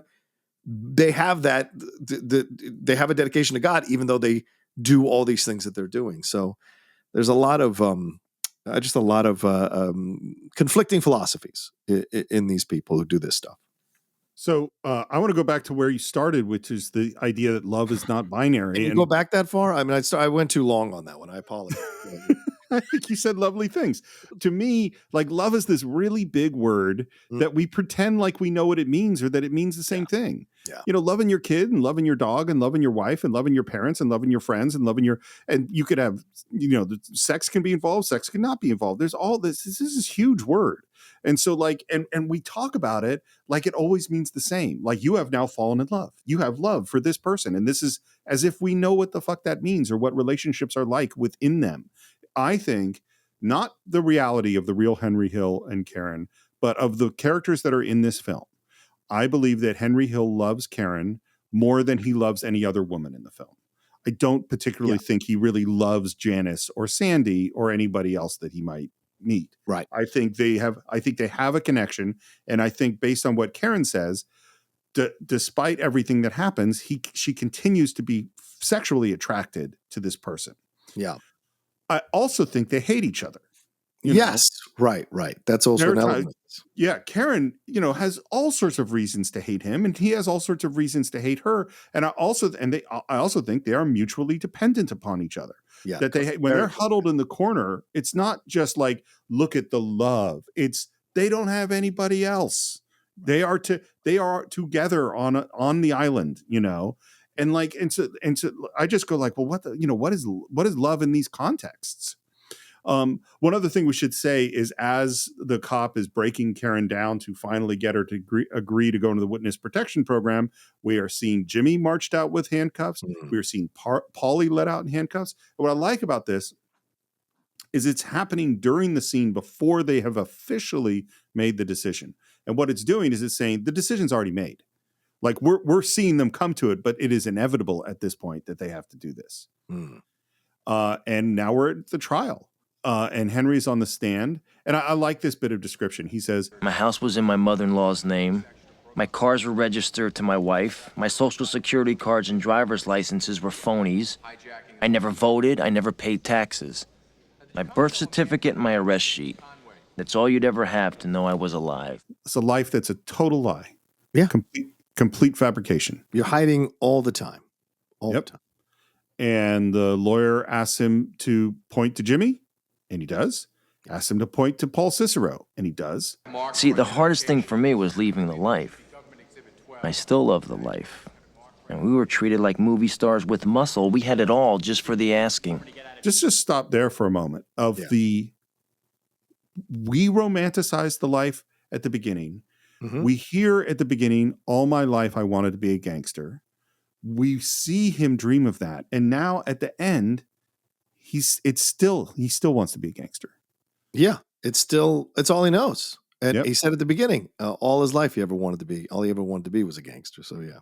And then what's so amazing at this moment is then he turns and talks directly to camera, which is actually something Jordan Belfort does, DiCaprio does in Wolf of Wall Street.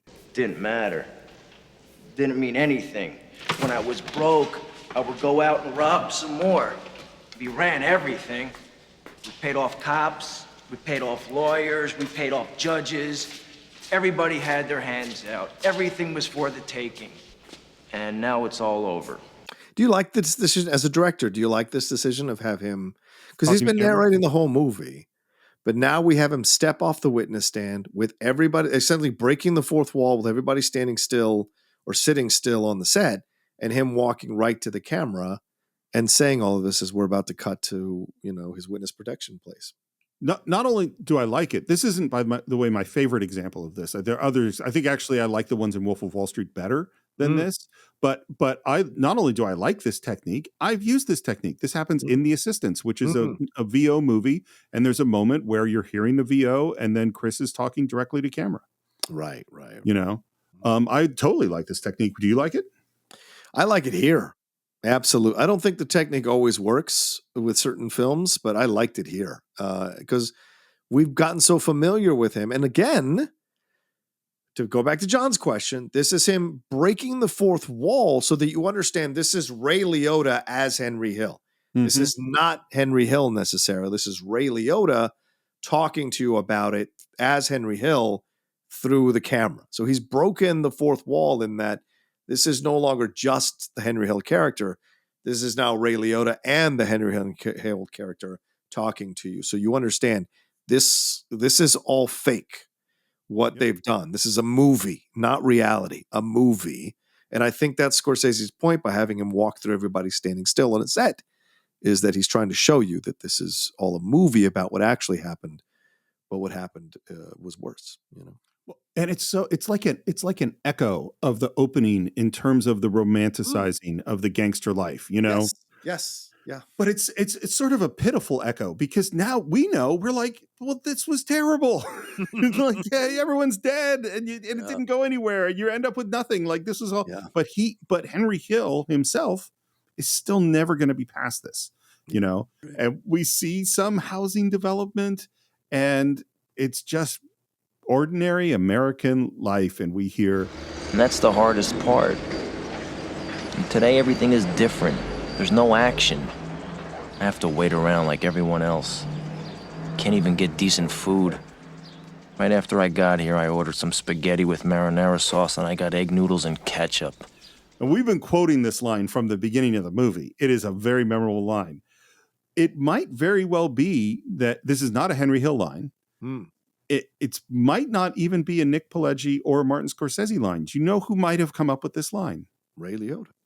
No. Oh. Nick Pileggi's wife, who we have not spoken about at all. Do you know who his wife was at this time? Who is she? A little screenwriter director named Nora Ephron. Oh, wow. Well. And Nora Ephron, in the whole time he was writing Wise Guy, they were going and they were having dinner with mobsters, and she got to know mobsters. And she ended up writing a couple of movies that dealt with mobsters, including My Blue Heaven, which is about the character of Henry Hill that came out 1 month before Goodfellas. Yeah. So there are two Henry Hill movies, one by Nick Pileggi and Martin Scorsese, which is Goodfellas, and the other a comedy also about Henry Hill, written by Nick Pileggi's wife, Nora Ephron. I would love to know what Martin's reaction was to that. I would love to know if he was on board with it, And if he and just so you know, our plan, because of this connection, is once a month on Patreon we do watch-alongs, which is basically John and I watching a movie, doing kind of a commentary track, and we decided, look, it's My Blue Heaven essentially is Goodfellas 2, so we're going to do My Blue Heaven, which I think I saw. I'm not 100% sure that I saw it. I think I saw it. Do you remember if you saw it? I've never seen it, and but I know it's Rick Moranis and Steve Martin and I think Joan Cusack. So I've always heard people who liked the movie, or had friends who liked the movie, but it's never really appealed to me. And I didn't know it was about Henry Hill until just the last few years. So I'm looking forward to watching it for the first time on a watch along of the Cine-Files. So So patreon.com/the-Cine-Files. You've already heard some questions from our patrons. Yeah. Now, if you want to hear our reactions, our really very fresh reactions to My Blue Heaven, you could check it out and become a supporter. We see him walk out in a robe and pick up a paper, and I went, it's The Sopranos. It's Tony Soprano going out and pick up his paper in the robe. That's a key thing that we see all the time. Right. And we hear, I'm an average nobody. Get to live the rest of my life like a schnook. And then we cut to this shot in slow motion of Tommy looking straight at camera and firing his gun right at him. And it's so much, and I know because Scorsese said it, but this is the Great Train Robbery. This is one of the most important moments in silent film where a cowboy shoots right at the audience. It was shocking at the times, like 1912. Yeah. And it's such an interesting choice. So before we go on, why do you think Scorsese chooses to have this shot right now? I think there are numerous meanings to this, and it depends on what your perception of this shot is. To me, this is Tommy getting the revenge from the grave on Henry that he couldn't get in real life, because he would have killed Henry if he had tried to turn evidence. So to me, this is showing you like this is the death of his life as a gangster. And so in essence, Tommy is killing the death of his life as a gangster in this moment. So, and it's also just to reaffirm, like, this is where you end up, and it's a shitty, dangerous, crazy life. These are the people you have to deal with in this life. And this is where you might end up eating egg noodles and pasta when it's all over, and turning on these people who you thought were your family. The great thing about this kind of moment is, of course, there is no answer. This is just it's entirely open, and it's funny because my interpretation, yours is that it's the death of the gangster, and my interpretation is basically the exact opposite, which is that it's just as I said. That was how Tommy sees himself when we have that slow-mo shot of him killing Stax. Yeah. Is that this is the gangster that will always live in his mind. This is the gangster he's never going to escape, the image of who he wants to be and the life he can't have, you know? And of course, there is no correct interpretation. That's what makes it an amazing moment in a film. And we hear, which is, again, it's redundant, but another fantastic music choice, Sid Vicious's version of My Way. I mean, I don't know how you came up with that, but that is amazing.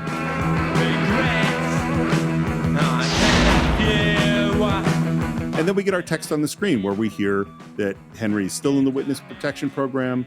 In 1987, he was arrested in Seattle, Washington for narcotics conspiracy and received 5-year probation, and that he's been clean since 87. Well, he wasn't clean. He was never clean. That's just not really true. Right. Henry and Karen separated after 25 years of marriage. Paul Cicero died in prison.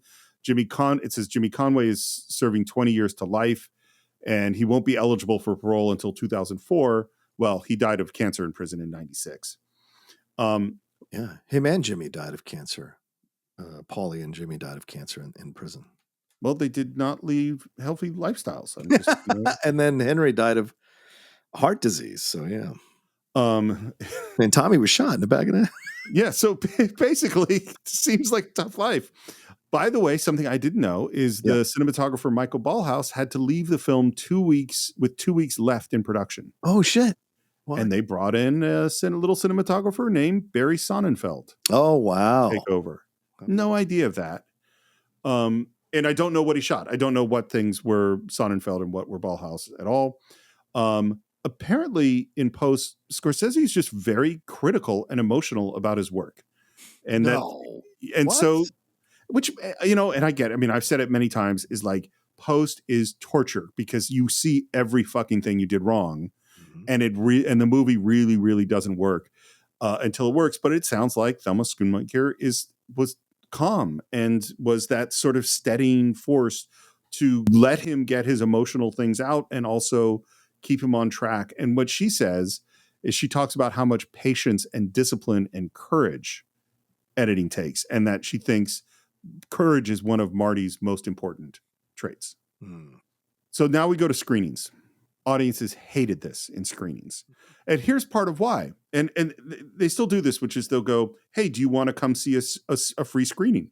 Or they will have played one movie and say, listen, audience, if you want to stay, we'll show you a screening of a special movie. They didn't say, hey, we have an extremely violent movie about the Mafia from Martin Scorsese. And so someone might have seen, some 90s romantic comedy. And then they say, dude, now we're going to show you this movie. And so, of course, people are angry, Yeah. There was one time where they were showing it and they had a problem with the projector and the audience is like tearing the seats out. They're so angry. Paul Sorvino goes to see the movie and thought it was absolutely terrible. He thought it was a disaster. It was too violent. And he's sitting with his kids, including, I assume, Mira Sorvino. Yeah, probably. And they go out and he says, the movie's terrible. I hated myself. I'm awful.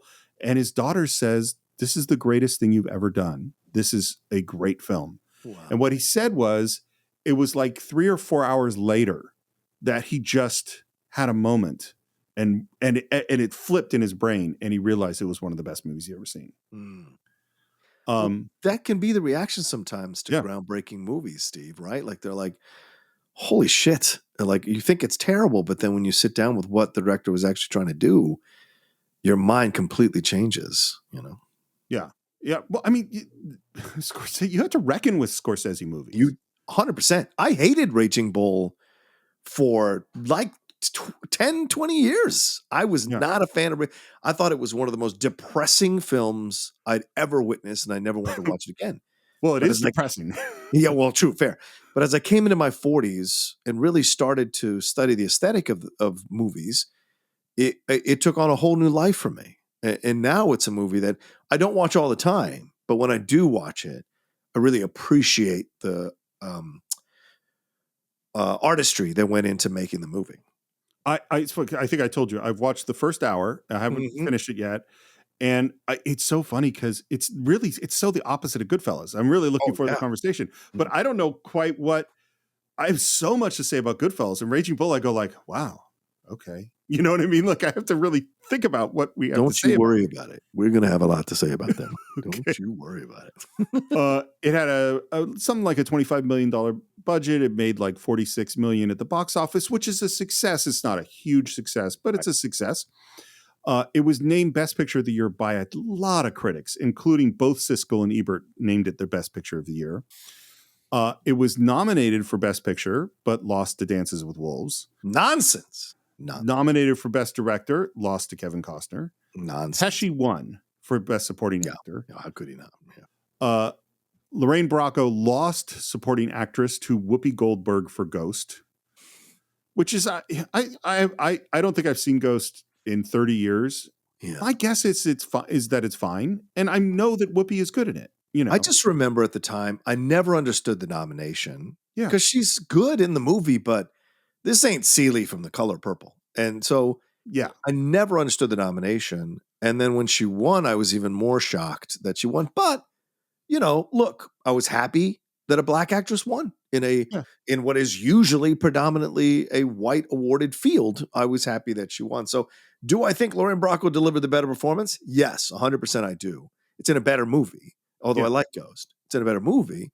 But, I'm not going to begrudge Whoopi winning the Oscar because I bet there were a lot of performances from people of color for decades that were never even recognized by the Academy to be nominated and what have you. So, Yeah, I think Whoopi is totally good, but it is. Sure. And then adapted screenplay nomination, lost to Dances with Wolves. And then in my mind, in the biggest crime by far, editing loses to Dances with Wolves. And I just like, the editing in this movie is world class. It's its own completely different thing. Agreed. It's also, I think, important to point out, it is exactly 1 decade after Raging Bull lost to Ordinary People. Yeah. Oh, right. Yeah. And both Ordinary People and Dances with Wolves are films directed by movie stars, Robert Redford and Kevin Costner. And I think Ordinary People is a really good movie. I think it probably holds up better than Dances with Wolves, but it ain't Raging Bull, and Dances with Wolves is not Goodfellas. Yeah, And it's tough, right? Because his Dances with Wolves recognized because it was us coming to terms as a society with the treatment of Native Americans at the time, which we were starting to have more of a part of our pop culture in the conversation. So is that why the Academy and people voted for it? Or was it legitimately the better film? Were people turned off by the violence? Because people forget, like, Goodfellas is 1 year after Do the Right Thing, 89 to 90. And so we as a society, we're not as comfortable with violence in our movies as we are now, right? This Goodfellas was really shocking for a lot of people to witness in the movie theater. And that's why you can't, although I think the Oscars are a great blueprint or guidelines for understanding what the best films of the year are, the winners are not always the best films of the year. So you've got to always be open when you're revisiting some of these films to understand the context of when these films came out and why some of these films lost to films that look completely pedestrian in comparison to the films that lost. You know what I would say, and I'm kind of we just said that Scorsese, you have to reckon with his films. And you said that it took you 10 to 20 years to sort of evolve your feelings about Raging Bull. Yes. We also said that people who went to the screening of Goodfellas, a lot of them really didn't like it. When I saw Dances with Wolves in the theater, I was blown away. I thought it was totally amazing. Sure. And I've watched it since, and I still think the opening is totally amazing. And I think the rest of the movie, it's good. There are all sorts of reasons why it doesn't hold up as well as it once did. And so it's funny. Now I'm kind of going, are Raging Bull and Goodfellas the more important, more serious, more beloved, more movies that will stand the test of time? Absolutely. Yeah. But now I'm kind of going, I get it. It takes a while to reckon with these films. So it's hard for them, That's why I say, people go back, go, oh, the Academy, what do they know? No, it's a matter of understanding context, and especially if you're some 25-year-old pundit, or you think you're a pundit about movies. If you have no context of when these things were coming out, even no idea of what was going on in our society, you can't really accurately explain why a certain film won over another film. You can't. No matter how much you think you can, you can't.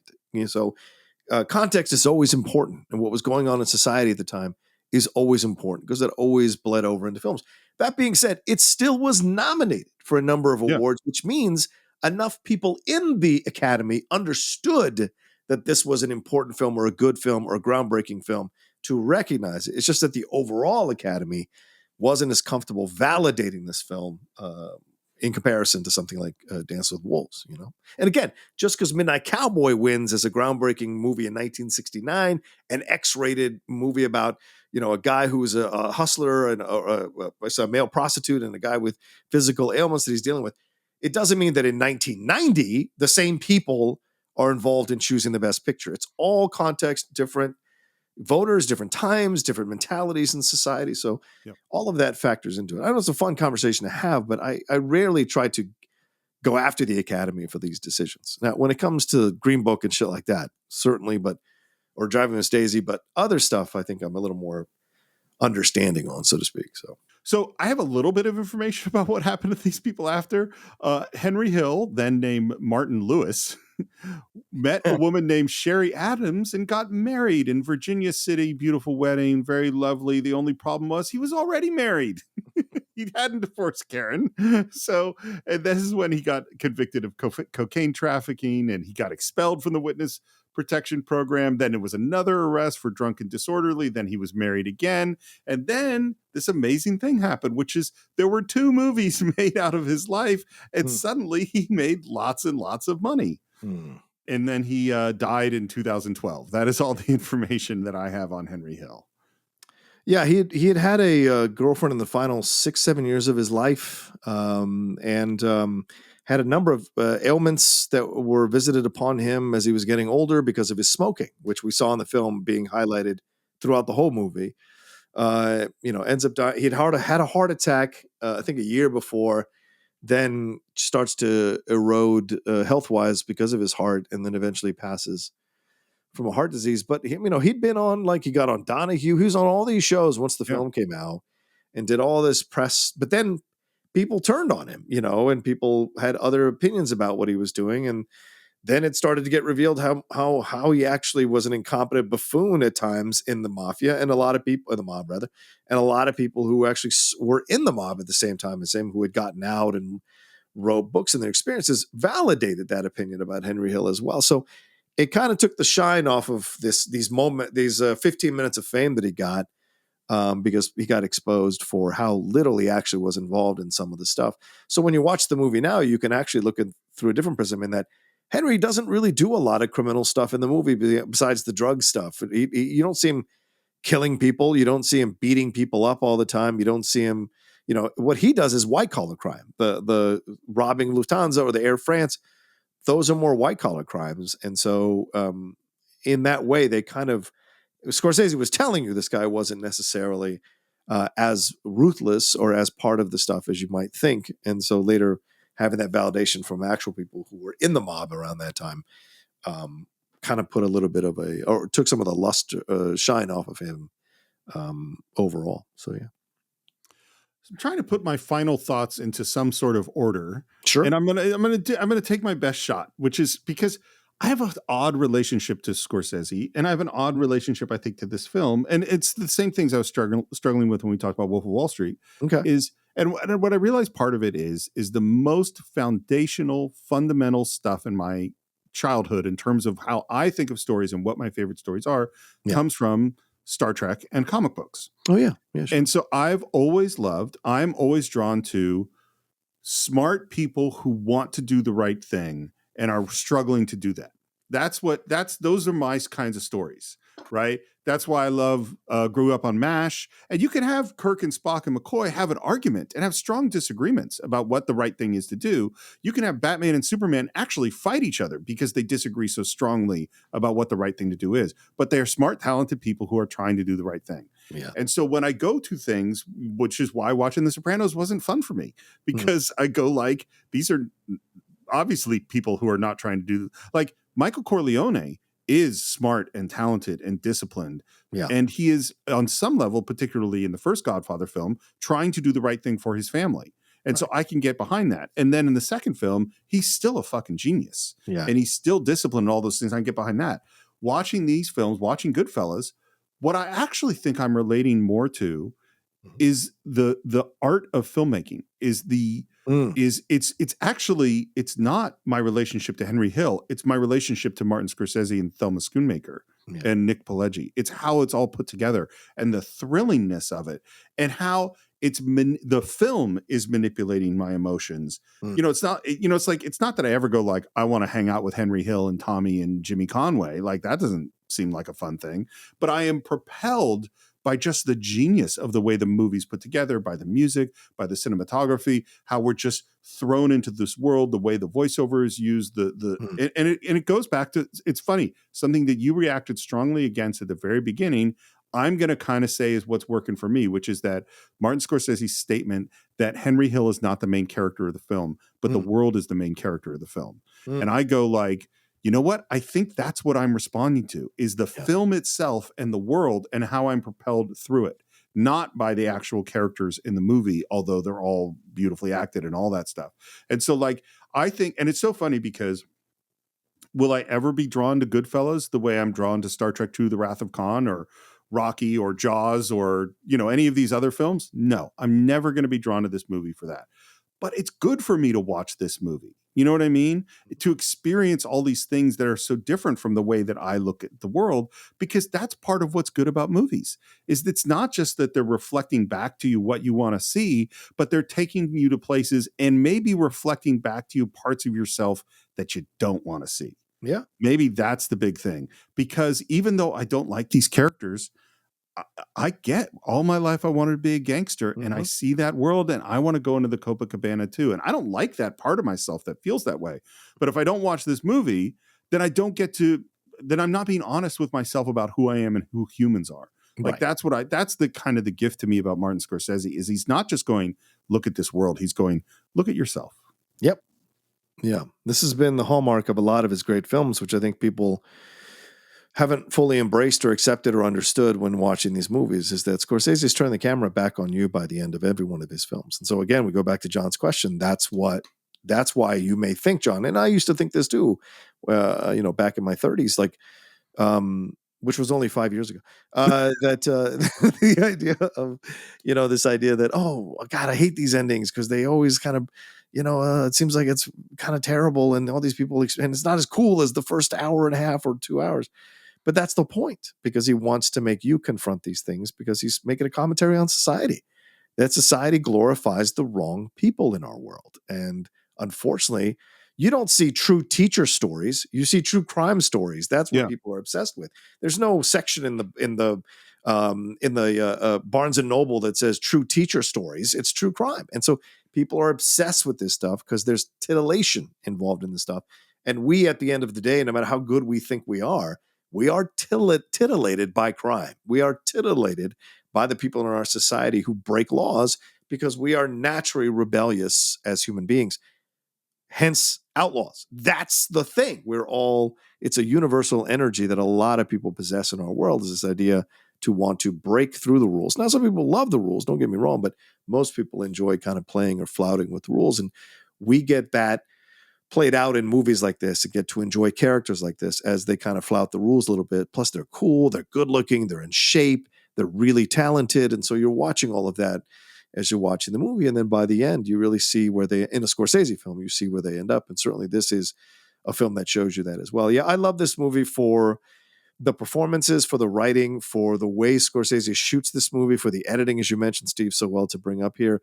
The music choices, the needle drops are so well, but the way he immerses you in this world so that you understand that danger is always around the corner, even though you are enjoying the journey of these guys as they go through and I don't mean you're validating or proving, but I mean, you're enjoying the journey. You're enjoying it. Yeah. You're enjoying these guys and what they're connecting to and what they're creating together, so that when all the stuff starts to fall apart, you actually feel that as you're watching the ends of the film, because you care about these characters, no matter what terrible stuff they've done. So I think it's a marvelous film that I have constantly reevaluated as I've gotten older, and it's gotten even better for me as I've gotten older, as I understand more and more of what Scorsese was trying to do with this film. So I'm glad this film exists. I'm glad it stands the test of time, and I think this is one that people will go back to and watch years after Steve and I have shuffled off this mortal coil. So yeah. I can't help commenting on the fact that as I'm listening to you talk about this world and how we're titillated by the world and we like watching these people that are going to do dangerous things, I was like, I'm being told all this by the outlaw. Well, who would know better? I mean, but actually, like, honestly, we wouldn't be here if people didn't love the heel. Yeah, 100%. Yeah, right. Yeah. I mean, yes. Yeah. Yeah. I mean, that's my natural personality, and getting an arena like the Schmoedown to show that and create that character and have that come through and have people really connect to that character, because I also became an underdog character. Even though I delivered some of the most brutal takedowns of some of the players, people saw the honesty behind all that, and that I really wanted to win, and that I wasn't a person who was part of the movie space. So in a way, I had my foot firmly in the fandom side and in the movie critic side.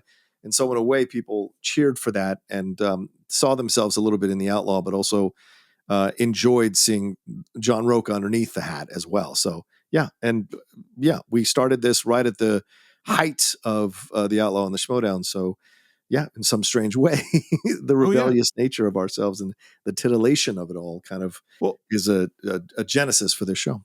And I know we've reached in this show, and I'm just going to say one more thing is that, like, my love of things like Star Trek, when Star Trek is really bad is when there's no outlaw, when there's just like everything is good. We figured out humanity. It's like where Star Trek works is it still has to have some of that darkness. And how much, there's the slider on the darkness, and in Goodfellas, we get the slider really far to the dark. Yeah. But like, that's part of our humanity. If you take away the darkness, you take away our humanity. It doesn't exist anymore. Exactly. So that's what we think of Goodfellas. We hope you've enjoyed going on this journey with us. As always, we'd love to hear your thoughts. We'd love to hear your thoughts on some of the questions asked by our patrons, some of the questions that we brought up, some of the ambiguities in the story, how you feel about it at the end. You can visit us on our Facebook page. Just do a search for the Cine-Files. It's Cine_Files on Twitter, the Cine-Files podcast on Instagram. If you haven't left a review on Apple Podcasts, we would really appreciate them. We'd love to hear your comments there. You can subscribe to the show, of course, on Apple Podcasts or on all the other major places, including Spotify and YouTube, where we always try to read your comments and interact with you there. If you want to support the show, as we mentioned many times now, patreon.com/thecine-files. And if you want to buy or stream Goodfellas along with every other movie we've ever reviewed, you can do it on cinephiles.net. And if you want to reach me, it's SR Morris on Twitter, SR Morris1 on Instagram. John, how can they reach you? You can always reach me at the Rocha Says on Twitter, Instagram, and TikTok, the Outlaw Nation on Twitch. My YouTube channel, please head on over there, youtube.com/John Rocha Says. That's where the Geek Buddies and the Hot Mic and my trailer reactions and the Jedi Way and reviews, all of that are on there. The Nation, which Steve occasionally comes on to talk about things that are going on in the world. Please head on over there and subscribe there. I'm really trying to get to 50,000 subscribers, but we also have our YouTube channel, so don't forget to subscribe to the Cine-Files YouTube channel as well. And I think that's it for this week. And we are going to continue our exploration of the work of Martin Scorsese with a special live show where we are going to dig into a movie that John hasn't seen in a long time. And I just rewatched that I really liked. And by the way, it violates everything we said about Martin Scorsese, because this is a movie that doesn't have a sad ending. It has much more of a Hollywood ending, and that is Paul Newman and Tom Cruise in The Color of Money. So check that out next week on our YouTube channel. And that is it for this week. And we will see you soon on another episode of The Cine-Files.